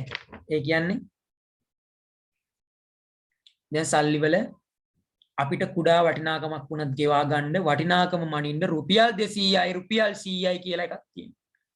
එතකොට පොදුවේ පිළිගැනීමක් තියෙනවා. ආයි මෙහෙමත් හිතන්න. ඔන්න කොහොමද අපි ගියේ මිරිස් කිලෝ එකක් ගන්න වළඳක් ගෙනihin දුන්නා. වළං හදන එක්කෙනා. වී හදන එක්කෙනා වී ගෝණියක් අරන් ගිහිල්ලා මිරිස් කිලෝ එකක් ඉල්ලනවා. එයාටත් මිරිස් කිලෝ එකක් දෙනවා. දැන් මෙහෙම ප්‍රශ්නයක් එනවා. කාත් එක්කද වී වෙලෙන්දා වළං වෙලෙන්දත් එක්ක. ඔය අමාර මිනිස්සෙන් යන්නේ අර බලන්නකො අර මිනිස්සයා මේ එන පොඩි වළඳක් දීලා ඒ පොඩි වළඳට දුන්නෙත් ඔයා මිරිස් කිලෝ එකක් දුන්නා. මම මේ වී ගෝණියක් ගෙනත් දීලා ඔයා මට දෙන්නේ යාට දීපු තරම්ම මේ මිරිස් ප්‍රමාණයක්. මිරිස් කිලෝ එකයි. ඒ කියන්නේ මේ ඔයා අර වළඳ දුන්න එක්කෙනාටත් මිරිස් කිලෝ එකක් දුන්නා. ඔයා මම මෙච්චර මේ බර වී ගෝණියක් ගෙනලා ඔයා මට දෙන්නේ මිරිස් කිලෝ එකයි. එහෙම තමයි ඉතින් මහත්තයා කරන්න දෙයක් නැහැ. මේ වටිනාකම මැනගන්න මිනුම් දණ්ඩක් නැහැනේ. ඉතින් වී අතින් බලපුවාම ඔය වී ටික එච්චර මේක සමාන වෙනවා මේ මුදල් මොනවාද මිරිස් වලට වළම් පැත්තෙන් බලපුවාම ඉතින් ඒ මිනිස්සුගේ වෙහෙසයි ශ්‍රමය කාලය කැපකිරීම එක්ක බලනකොට මිරිස් කිලෝ එකකට වළඳක් ඉතින් වටිනවා. ඉතින් ඒක එහෙම තමයි. ඉතින් අපිට පොදුවේ කියන්න බෑනේ වී එකයි එහෙම කියලා. එතන පොඩි ආගියුමන්ට් එකක්. දැන් මේ ප්‍රශ්නේ නැහැ. දැන් වටිනාකම් මැනීමට පොදුවේ පිළිගත මිනුම් දණ්ඩක් තියෙනවා රුපියල්. මිරිස් කිලෝ එක වටිනේ රුපියල් 200යි. අරයා ගෙනියන්නත් උන් රුපියල් 200යි. වී වෙලෙන්ද ගෙනියන්නත් උන් රුපියල් 200ක් දීලා මිරිස් ගත්ත හැකි. ඒ ප්‍රමාණයටම කාටද වළං වෙලෙන්දට ඒ ප්‍රමාණයටම මිරිස් ගත්ත හැකි. රුපියල් 200ක් අරන් ගියොත්. කිසි කෙනෙකුට අසාධාරණයක් වෙන්නේ නැහැ. ඇයි? හැමෝම පාවිච්චි කරන්නේ පොදුවේ පිළිගන්න මිනුම් දණ්ඩක්. ඒකෙන් මුදලේ කාර්යයක් තමයි වටිනාකම මැනීමේ මිනුම් දණ්ඩක් ලෙස ක්‍රියා කිරීම. කතාව පැහැදිලිද? කවිශාසෙ වන්දි. පැහැදිලි සර්. ඇත්තටමද? ඔව් සර්. බොරු කියන්න බෑ බෑ. පැහැදිලි නැත්නම් කියන්න ඕන. බොරු කියන්නේ මොකටද නේද? මේ පැහැදිලි නැත්නම් පැහැදිලි නැහැ කියන මිසක් අන්දකට පිස්සුනවා දන්නේ. හරි. ඊට පස්සේ තුන්වෙනි කාර්යය මොකක්ද කියලා බලමු මුදල්. වටිනාකමේ සන්නිධියක් ලෙස ක්‍රියා කිරීම. අපොයි මහා ප්‍රාණදායන උත් තියෙනවනේ. හරි අමාරු පාඩයි වචනේ. මහා ප්‍රාණදායන උත් තියෙනවා සන්නිධියක්. වටිනාකමේ සන්නිධියක් ලෙස ක්‍රියා කිරීම. මහා ප්‍රාණදායන තිබ්බට බය වෙන්න එපා. අපි බලමු මොකක්ද ඔච්චර ලොකු වචනේ කියලා. මොකක්ද දන්නවද ඔය කියන්නේ? සල්ලි එකතු කරලා තියාගන්න පුළුවන්. අර ඉස්සරහවනේ අපිට පොඩි ප්‍රශ්නයක් මේ තක්කලි ගොඩ ගහගෙන ඉන්න බෑ, වී ගොඩ ගහගෙන ඉන්න බෑ, වළං ගොඩ ගහගෙන ඉන්න බෑ. වළං ගෙනියලා බැංකුවේ දාන්න බෑ, තක්කලි ගෙනියලා බැංකුවේ දාන්න බැරි ප්‍රශ්නයක් ආවා. ඒ කියන්නේ වළං ගොඩ ගහගෙන ඉඳලා කවදා හරි දවසක සල්ලි නැත්තම් තක්කලි ටික ගොඩ ගහගෙන ඉඳලා මට දැම්ම මේ ඔක්කොම දීලා බඩු ගන්න ඕනේ නැහැ. මේ ඔක්කොම තක්කලි ටික දීලා බඩු ගන්න ඕනේ නැහැ. මං කවුද තක්කලි මේ කිලෝ 100ක් 200ක් තියෙනවා. මේ මට මේ හෙට දවසට ඕනේ වී ටික ගන්න තක්කලි ගෙඩි 50ක් විතර තිබ්බාම ඇති කියලා මේ තියෙන තක්කලි ගෙඩි ඉතුරු තක්කලි ගෙඩි 1000ක් හම්බුණා කියන්නකෝ. තක්කලි ගෙඩි 1000ක් තියෙනවා කියන්නේ. ඔයාට වී ටිකක් මිලදී ගන්න තක්කලි ගෙඩි 50යි ඕනේ. ඔයා මොකද කරන්නේ තක්කලි ගෙඩි 50 විතරක් කියන්නේ මේ ඊටු ටික බැංකුවේ ගෙනින් දාන්න යන්නේ මේ තක්කලි ගෙඩි ටික. මේ රැස් කරලා තියාගන්න කියලා ධනෙ රැස් කරලා තියාගන්න කියලා ඊටු ටික බැංකුවේ ගෙනින් දානවා. ගෙනින් දාන්න පුළුවන්ද? ගෙනින් දාලා පස්සේ ප්‍රයෝජනයට ගන්න පුළුවන්ද? බෑ. තක්කලි ටික කොණු වෙලා. ඉතින් මේ දේ මගේ ඇරෙනවා මුදල් ආවට පස්සේ. ඇයි? මුදල් වටිනාකමේ සම්නිධියක් ලෙස ක්‍රියා කරනවා. ඒ කියන්නේ මුදලට පුළුවන් වත්කම් එහෙම නැත්නම් ධනය රැස් කරලා තියාගෙන පස්සේ කාලයකදී මිලදී ගන්න. ඒ කියන්නේ මිනිස්සුන්ට පුළුවන් ධනය මුදල් එකතු කරගෙන තියාගන්න. තේරුණාද? මුදල එකතු කරලා ගොඩ ගහලා බැංකුවේ ගොඩ ගහලා ගොඩ ලොකු කරගෙන තියාගෙන ඉන්න පුළුවන් පස්සේ දවසක ප්‍රයෝජනයට ගන්න. පස්සේ දවසක ප්‍රයෝජනයට ගන්න මිනිස්සුන්ට තක්කලි නෙමෙයි සල්ලි ටික තියාගන්න පුළුවන්. තක්කලි එහෙම තියාගන්න බෑ. මිරිස් එහෙම තියාගන්න බෑ. වලං ගෙනිහිලා බැංකුවේ දාලා තියාගන්න බෑ. වී ගෙනිහිලා බැංකුවේ දාලා වී කිලෝ දෙකක් දානවා මේ ස්ථාවර තැන්පතුවක්. අවුරුදු 2කින් විතර කල් පිරෙන්න කියලා බැංකුවට දැන් අපි ස්ථාවර තැන්පත් දාන ලක්ෂයක විතර ස්ථාවර තැන්පතුවක් දානවා ගන්නෙ නෑනේ. කොල්ලන්නේවත් නෑ. අවුරුදු 2 3 ස්ථාවර තැන්පතු දානවා පොලිය මේ. ඉන්න පොලියක් කෙනා ස්ථාවර තැන්පතු වලට පොලිය වැඩිනේ. මාත් ගෙනිහිලා වී කිලෝ දෙකක් විතර නැත්නම් ගෝනි දෙකක් විතර ස්ථාවර තැන්පතුවක් දානවා බැංකුවේ. බෑ දාන්න. එහෙම දැම්මට අවුරුදු දෙකක් ගියාට පස්සේ ඒ ධනය රැස් කරලා තියාගන්න බෑ දුෂ්කරයි වැඩි. මුදල් වලට එහෙම ප්‍රශ්නයක් එන්නේ නෑ. ඉතින් අපි කියනවා මුදල් වල කාර්යයක් විදිහට මුදල් වටිනාකම මේ සම්නිධියක් ලෙස ක්‍රියා කරනවා කියලා. ඒ කියන්නේ නිධියක් රැස් කරලා තියාගන්න පුළුවන්. ධනය එකතු කරලා තියාගෙන පස්සේ කාලෙකදී ප්‍රයෝජනයට මම නැත්තම් මේ ටික ගොඩ ගහගෙන ඉඳලා අපිට ධනය රැස් කරගන්න පුළුවන්කම ලැබෙනවා. එදාම වියදම් කරන්න ඕනේ නෑ සල්ලි. අපිට වැඩිපුර තියෙන කොටස අපිට ගොඩ ගහ ගන්න පුළුවන්. තේරුණාද නෙත්මි හංසිකා?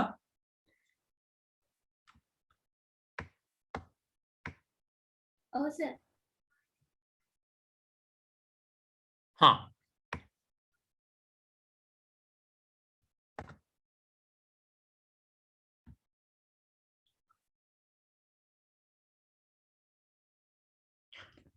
ඊට පස්සේ ඔයාලා දවල්ට කන්නේ කීයද ළමයි? දවල්ට කන්නේ කීයද? එයා ඉර බහින්න කලින් කන මාන වෙච්ච එහෙම කට්ටි නෑනේ. එකට විතර දුන්නාම ඇද්ද? නැත්නම් 12 මාට්ටම ඕනේද? නැත්නම් දෙකට දෙන්නද? කොහමද? කියන්න. එකට හාද? හා ලන්ච් බ්‍රේක් එකකට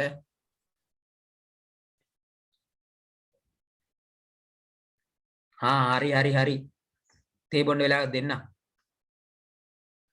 ඒ කියන්නේ බැන හිටියේ දැන් තේ ඊට කලින් එකක් දෙන්නේ නැද්ද කියලා දෙන්න මම ඉන්නේ.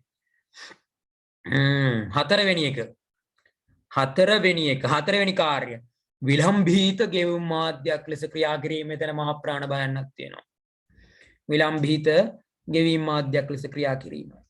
විලම්භීත ගෙවුම් මාධ්‍යයක් ලෙස මුදලේ කාර්යයෙන් අදහස් වන්නේ ආර්ථිකයේ ණය ගනුදෙනු පහසු කිරීමේ පොදු මාධ්‍යයක් ලෙස මුදල් ක්‍රියා කරන බවයි. ණය ගනුදෙනු කල්පසු වූ ගෙවීමක් නිසා මුදලේ මෙම කාර්යය පසු වූ ගෙවීම් මාධ්‍යයක් ලෙසද හඳුන්වයි. මෙම කාර්යය සාර්ථක වීමට මුදලේ ක්‍රය ශක්තිය ස්ථාවර වීම යන ගුණාංගයේ පැවතිය යුතුය. මොකක්ද අනේ ඒ කියන්නේ? කාට හරි තේරුණාද? මට තේරුන්නේ නැහැ ඒකයි.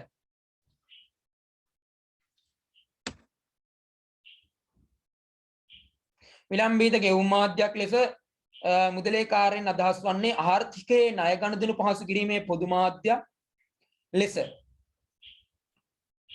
ක්‍රියා කරන බවයි. ණය ගනුදෙනු කල්පසු වූ ගෙවීමක් නිසා මුදලේ මෙම කාර්යයේ කල්පසු වූ ගෙවුම් මාධ්‍යයක් ලෙසද හඳුන්වයි. මුදලේ මෙම කාර්ය සාර්ථක වීමට මුදලේ ක්‍රය ශක්තිය ස්ථාවර වීම යන ගුණාංගයේ පැවතිය යුතුය.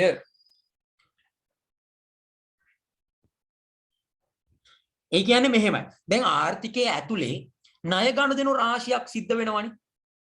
මේ ආර්ථිකයේ ඇතුලේ ණය ගනුදෙනු රාශියක් සිද්ධ වෙනවා. ඒ විදිහ ණය ගනුදෙනු රාශියක් සිද්ධ වෙනකොට අපි ඒ වර්තමානයේ ලබා දෙන වටිනාකම අනාගතයේ ගෙවීමට පොරොන්දු වෙනවා. එහෙමනේ නේද? අපි දැන් බැංකුවෙන් ගිහිල්ලා ණයක් ගන්නවා. හරි. අපි බැංකුවෙන් ගිහලා ලක්ෂයක ලෝන් එකක් ගන්නවා.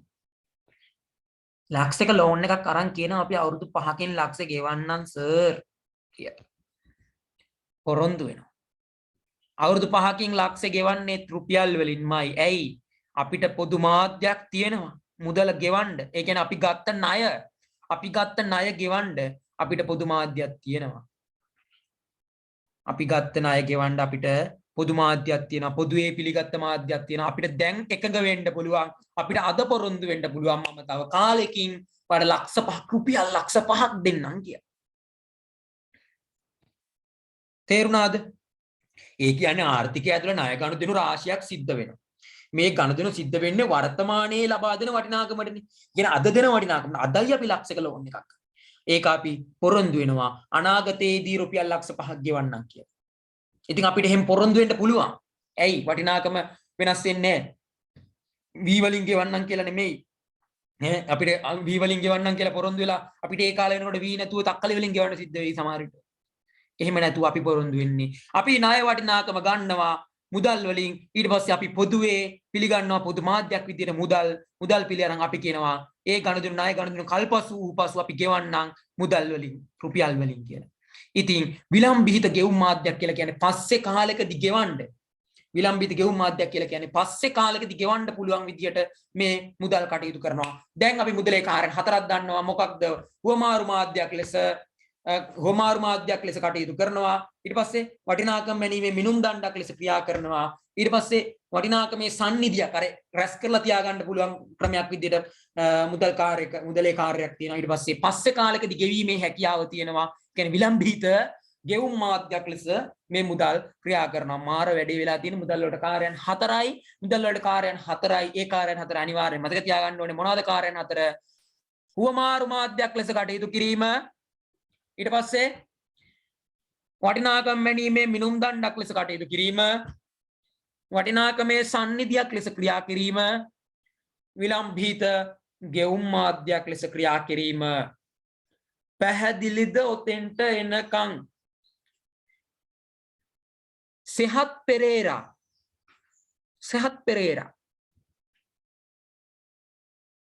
අල්දයා වයින්නද? සෙහත් පෙරේරා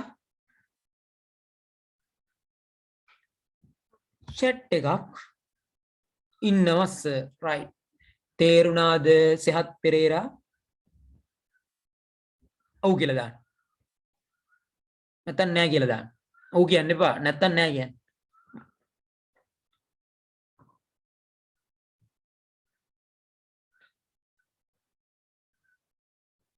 ලාවට තේරුණේ. මොකද්ද ලාවට තේරුණේ කියන්න බලන්න මට. මම ඒක ලාවට තේරුණ ටික සම්පූර්ණ තේරුම් කරන්න. සෙහත් පෙරේරා. අනේ කියන්නකෝ මොකද්ද ලාවට තේරුණේ කියලා.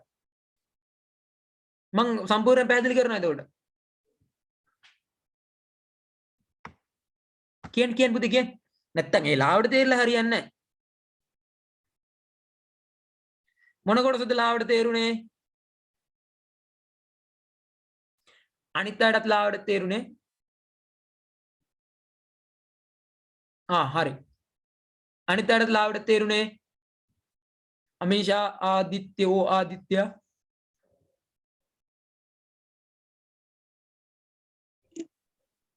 නෑ සර් මේ අන්තිම එක නම් ටිකක් ආයෙ කියන්නකෝ. හරි ඒක තමයි. අරයත් කිව්ව අන්තිම එක ආයෙ කියන්න කියලා. හරි. මං කියන්නම්.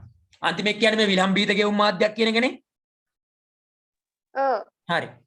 මේ කාටද සෙහත් පෙරේරටත් අන්තිම එක විතරද ලාවට තේරුනේ නැත්නම් අනිත් ඒවත්ද? සෙහත්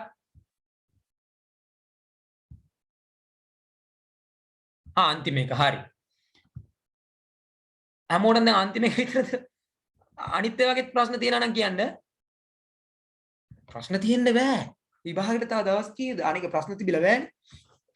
හරි මං කියන්න. දැන් මෙහෙමයි. විලම්භීත ගෙවුම් මාධ්‍යයක් කියලා කියන්නේ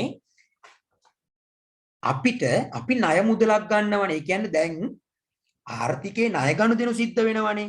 මේ ආර්ථිකයේ ණය ගනුදෙනු සිද්ධ වෙනවා. එතකොට ඒවා කල්පසු වුණාට පස්සේ ඒ කියන්නේ ණය අපි ගන්න අවුරුදු ගානකටනේ. දැන් අපි අවුරුදු ගානකට තමයි ණය මුදල ගන්නෙ. මේ ගෙවීම් වල කාර්යක්ෂමතාවයක් තියෙන්න එපා. ඒ කියන්නේ අපි මේ ණය ගෙවනවා කියලා යම්කිසි පොරොන්දුවක් වෙන්න ඕනේ. ඒ කියන්නේ අපි මේ ණය අවුරුදු කියන්නේ කාලයක් ගියාට පස්සේ තමයි ගෙවන්නේ. එහෙම ගෙවනකොට අපි පොරොන්දු වෙනවා. අපි ලක්ෂයක මුදලක් ණයට ගත්තට පස්සේ අපි පොරොන්දු වෙනවා ඒ ණය පියවනවා අපි අවුරුදු 5කට පස්සේ කියලා. හරිද? එහෙම අපි ගිවිස ගන්නවා බැංකුවත් එක්ක. ඔයාලා වැඩි හිතන්න අපි බැංකුවකින් ණයක් ගන්නවා කියලා හිතන්නකෝ. අපි බැංකුවකින් ණයක් ගන්නවා. බැංකුවට ගිහලා රුපියල් ලක්ෂයක ණයක් ගන්නවා. අපි ණයක් අරන් බැංකුවත් එක්ක ගිවිස ගන්නවා මම අවුරුදු 5ක් ගියාට පස්සේ මේක ගෙවන්නම් කියලා. හරිද? මේ විදිහට ඊට පස්සේ ගෙවීම් සිද්ධ වෙන්නේ කාලයක් එක්කලා කාලයක් ගියාට පස්සේ මේ අවුරුදු ගාන ගියාට පස්සේ. දැන් අහගන්න ඕන සෙහත් පෙරේරා සහ අනිත් ලාවට තේරුණ අන්තිමක ලාවට තේරුණ කට්ටිය. අපි ඊට පස්සේ පොරොන්දු වෙනවා අපි ගිවිස ගන්නවා. හරිද? අපි ගිවිස ගන්නවා අපි අවුරුදු 5ක් ගියාට පස්සේ මේ ලක්ෂය ගෙවන්නම් කියලා. ඊට පස්සේ මේ ණය දුන්නේ එක්කෙනා බැංකුවට මේ මුදල ආයෙ ලැබෙයිද කියලා විශ්වාසයක් තියෙන්න එපා. මේ මුදල ආයෙ ලැබෙයිද කියලා විශ්වාසයක් තියෙන්න. ඇයි? කාලයක් යනවනේ දැන් මේක වෙන්න අවුරුදු 5ක් යනවා. අවුරුදු 5ක් යනකොට ආණ්ඩුවත් මාරු වෙනවා. නේද? ඉතින් ඒ වගේ එක එක ප්‍රශ්න ඇති වෙනවා. ඉතින් මේ එක එක ප්‍රශ්න ඇති වෙනකොට අර ණය දුන්න කෙනාට බැංකුවට බයයි. මේ මිනිහා මේ ලක්ෂය ගෙවන්නේ නැති වෙයිද? මේ හෙට දෙන්නම් කියලා ගන්නවත් වගේ නෙමෙයි නේ අවුරුදු 5ක් යනකොට සෑහෙන කාලයක්නේ ගෙවන්නේ නැති වෙයිද කියලා බයයි. හරිද? ඒ කියන්නේ යාට විශ්වාසයක් නැහැ ලැබෙයිද නැද්ද කියලා. ඒ වගේම තමයි දැන් මේ කාලය තුල වටිනාකම ස්ථාවරව පවතින මාධ්‍යයක් තෝරගන්න ඕනේ. වටිනාකම ස්ථාවරව පවතින මාධ්‍යයක් තෝරගන්න ඕනේ. ඒ කියන්නේ අපිට තක්කලි වලින් ගෙවන්න පොරොන්දු වුණාට අපිට අනාගතයේදී තක්කලි වලින් ගෙවන්න පොරොන්දු වෙන්න බෑනේ. ඒක වටිනාකම ස්ථාවර නෑ. අද තක්කලි වල වටිනාකම නෙමෙයි. ඒ කාලේ වෙනකොට තක්කලි වල වටිනාකම අවුරුදු 5කට පස්සේ. ඉතින් මේ දේවල් හින්දා දැන් අර ණය දුන්න කෙනාට බයයිනේ. මේක ආපහු ලැබෙයිද නැද්ද? කල්පසු වුණාට පස්සේ ලැබෙයිද නැද්ද කියලා. ඉතින් මොකද කරන්නේ? අපි තෝරගන්නවා ස්ථාවර මාධ්‍යයක්. බැංකුව කියනවා හරි අපිට ඔයා ගෙවන්න ඕනේ ස්ථාවර මාධ්‍යකින්. ඔයත් පිළිගන්න මාත් පිළිගන්න ස්ථාවර මාධ්‍යකින් තමයි ඔයාලා ගෙවන්න ඕනේ මේ මොකද්ද? ඔයාලා ගෙවන්න ඕනේ මේ රුපියල් ලක්ෂය අවුරුදු 5කට පස්සේ කියලා. තේරුණාද?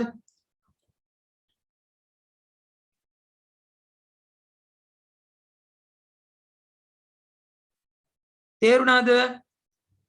දැන් මුදල් වටිනාකම ස්ථාවරව පවතිනවා කියලා එතනදී උපකල්පනය කරනවා. උපකල්පනයකුත් මේ ඇත්තටම කරන්නේ මේ මුදල් වල වටිනාකම පවත්න ස්ථාවර බව නිසා තමයි අපි පිළිගන්නේ. මමත් කියනවා බැංකුව විදියට තක්කලි වලින් නම් ගෙවන්න නම් ලෑස්ති වෙන්න එපා. මේ විකාරණම් කරන්න එපා. ඔයා මේ ගෙවනවා නම් අපි දෙන්නම් පිළිගන්න මේ මාධ්‍යයකින් තමයි ඔයා මේ ගනුදෙනුව කරන්න ඕනි කියලා.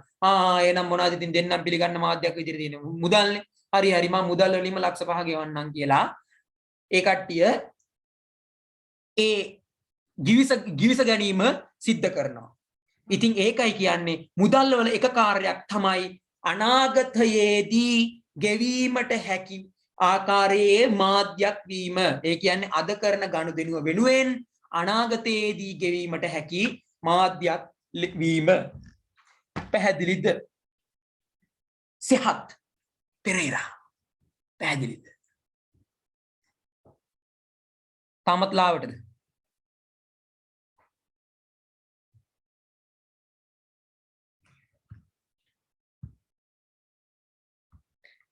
කවුද? අමීෂා තාමත් ලාවටද? අන්තිම එක දැන් අවුලක් නැද්ද? ආයි කියන්න ඕනද? ඕන නෑ සර්. හරි මම මෙහෙම කියන්නම්. මේක අහගන්න. මේක වලට බර වැඩි. හරිද? බර වැඩි. මේ පොතත් බර වැඩි. මෙතන තියෙනවා පිටු 813ක්. හරි? ඔන්න අහගන්න.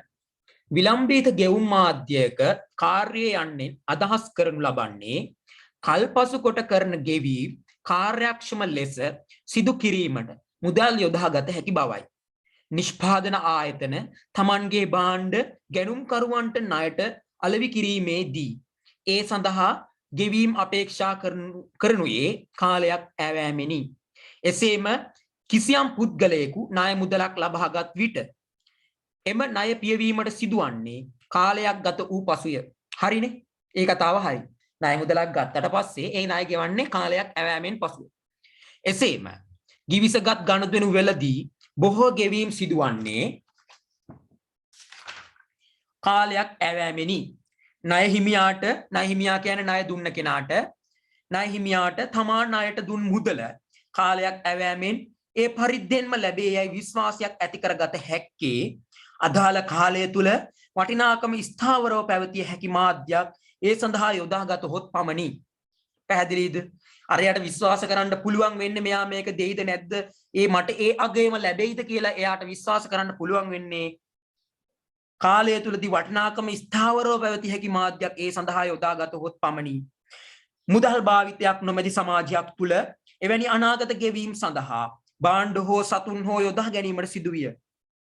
එහෙත් භාණ්ඩ හා සතුන්ගේ වටිනාකම ෂේ වීමට හෝ උච්චාවචනය වීමට හෝ පාත්‍ර විය හැකි බැවින් ණය හිමියා සහ ණය ගනුවා යන දෙපාර්ශ්වයටම අනාගත අගය පිළිබඳව දැඩි අවිනිශ්චිත තත්වයකට හා අවදානමකට මුහුණ දීමට සිදුවේ. වෙනත් භාණ්ඩ හා සතුන් වැනි දෑ සමග සාපේක්ෂව බලන විට මුදල් වල වටිනාකමේ පවත්නා ස්ථාවර බව නිසා කල්පසුකට කරන ගෙවීම් සඳහා මුදල් ඉතා කාර්යක්ෂමව යොදාගත හැකිය. දැන් මම තව එක වතාවක් ඒක කියනවා. මේක හරියට අහගන්න. දැන් මම කලින් කියපු එකේ මේ ඡේදය පැහැදිලි කරන ගමන් කිව්වා. දැන් ඔලුවට දාගන්න. ඔන්න. විලම්භීත ගෙවුම් මාධ්‍යයක් ලෙස මුදලේ කාර්යය ගැන කතා කරන්නේ. මම ආයේ මේක එහෙමම කියවනවා.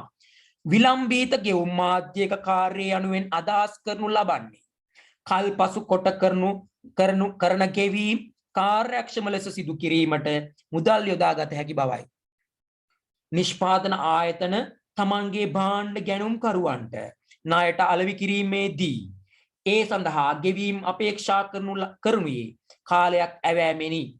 එසේම කිසියම් පුද්ගලයෙකු ණය මුදලක් ලබාගත් විට එම ණය පියවීමට සිදුවන්නේ කාලයක් ගත වූ පසුය. ඒ කතාව හරි. එසේම ගිවිසුම්ගත ගනුදෙනු වල කියන එකඟ වෙන ගනුදෙනු වලදී බොහෝ විට ගෙවීම් සිදුවන්නේ කාලයක් ඈවෑමෙන් පසුවයි. ගිවිස ගන්න අවුරුදු 5කින් ගෙවන්නම් කියලා. රයිට්? ණය හිමියා කියන්නේ ණය දුන්න කෙනාට බැංකුවට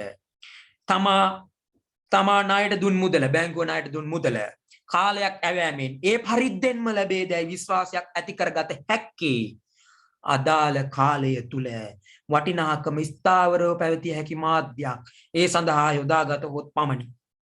මුදල් භාවිතයක් නොමැති සමාජයක් තුල ඉස්සර කාලේ අර බාටර් ක්‍රමයේ තිබ්බ කාලේ ගැන දැන් කියන්නේ මේ. මුදල් භාවිතයක් නොමැති සමාජයක් තුල එවැනි ගෙවීමක් එවැනි අනාගත ගෙවීම් සඳහා භාණ්ඩ හෝ සතුන් හෝ යොදා ගැනීමට සිදුවිය. ඇත්තනේ? ඒකට සල්ලි තිබුණේ නැහැ. එහෙත් භාණ්ඩ හා සතුන්ගේ වටිනාකම ෂේ වීමට හා උච්චාවචනීය වීමට හෝ පාත්‍ර විය හැකි බැවින් මේ සතුන්ගේ සහ භාණ්ඩ ෂේ වෙන්න පුළුවන්, වටිනාකම උච්චාවචනීය වෙන්න පුළුවන්. ණය හිමියා සහ ණය ගනුවා යන දෙපාර්ශ්වයම අනාගත අගය පිළිබඳ දැඩි අවිනිශ්චිතතාවයකට මුහුණ දීමට සිදුවේ. බය වෙනවා. මේකට දෙන්න බැරි වෙයිද දන්නේ මගෙන් ගත්ත මුදල කියලා. හරි? වෙනත් භාණ්ඩ හා සතුන් වැනි දෑ සමග සාපේක්ෂව බලන විට මුදල් වල වටිනාකම ස්ථාවරව පවතින නිසා කල්පසු කොට කෙරෙන ගෙවීම් සඳහා මුදල් ඉතා කාර්යක්ෂමව යොදාගත හැකිය. තේරුණාද සිහත්?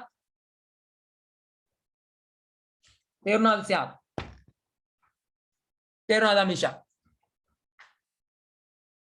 තේරුණා සර්. හරි. මම ඒ කිව්වේ දැන් මම පැහැදිලි කරපු ටිකට අමතරව මම ඔයාලට මේ කිව්වේ ප්‍රොෆෙසර් කෙනෙක්ගේ පොතක තියෙන ඒ විස්තරේ ඒ විදිහටම කිව්වේ. ඒකත් අහන් ඉන්න කිව්වේ මම පැහැදිලි කරපු එක පළවෙනි සැරේ ලාවට තේරුණේ කිව්වා ඒ විලම්භීත ගෙවුම් මාධ්‍ය ගැන. ඊට පස්සේ මම පැහැදිලි කරලා පස්සේ තේරුණා කියලා කිව්වා. ඊට පස්සේ මම ඊට අමතරව දෙයක් අහන්න සැලැස්සුවේ. හරි. 11:40යි. 12ට එන්න. කැමති ඕන කෙනෙක්ට මීටින් එකේ මයික් ඔෆ් කරලා තියන්න පුළුවන්. කැමති කෙනෙක්ට ලීව් වෙන්න පුළුවන්. හැබැයි ඉන්න ලීව් වෙන්න කලින්. ආයි ස්ක්‍රීන්ෂොට් එකක් ගාගත්ත ඉන්න කට්ටිය මොකද ඔයාලට ඇටෙන්ඩන්ස් ටික දෙන්න ඕනේ සර්ට. ඔයාලගේ පැමිණීම් ටික. කැමති කෙනෙක් මීටින් එකේ ඉන්න, කැමති කෙනෙක් ආපහු ගිහිල්ලා 12ට එන්න විනාඩි 20ක් තියෙනවා. ෆෝන් charge කරගන්න, ස්ටේටස් බලන්න, Facebook පැත්තේ යන්න. මොකද පන්ති ටයිම් එකේ ඒවා කරන්න බෑ. ඒ රවුමම ගිහිල්ලා එන්න. තේ බොන කට්ටිය තේ බොන්න, බත් කන කට්ටිය බත් කන්න. ආයේ එකමාර විතර වෙයි. හරි. see you. එන්න ඕනේ ආපු හැමෝම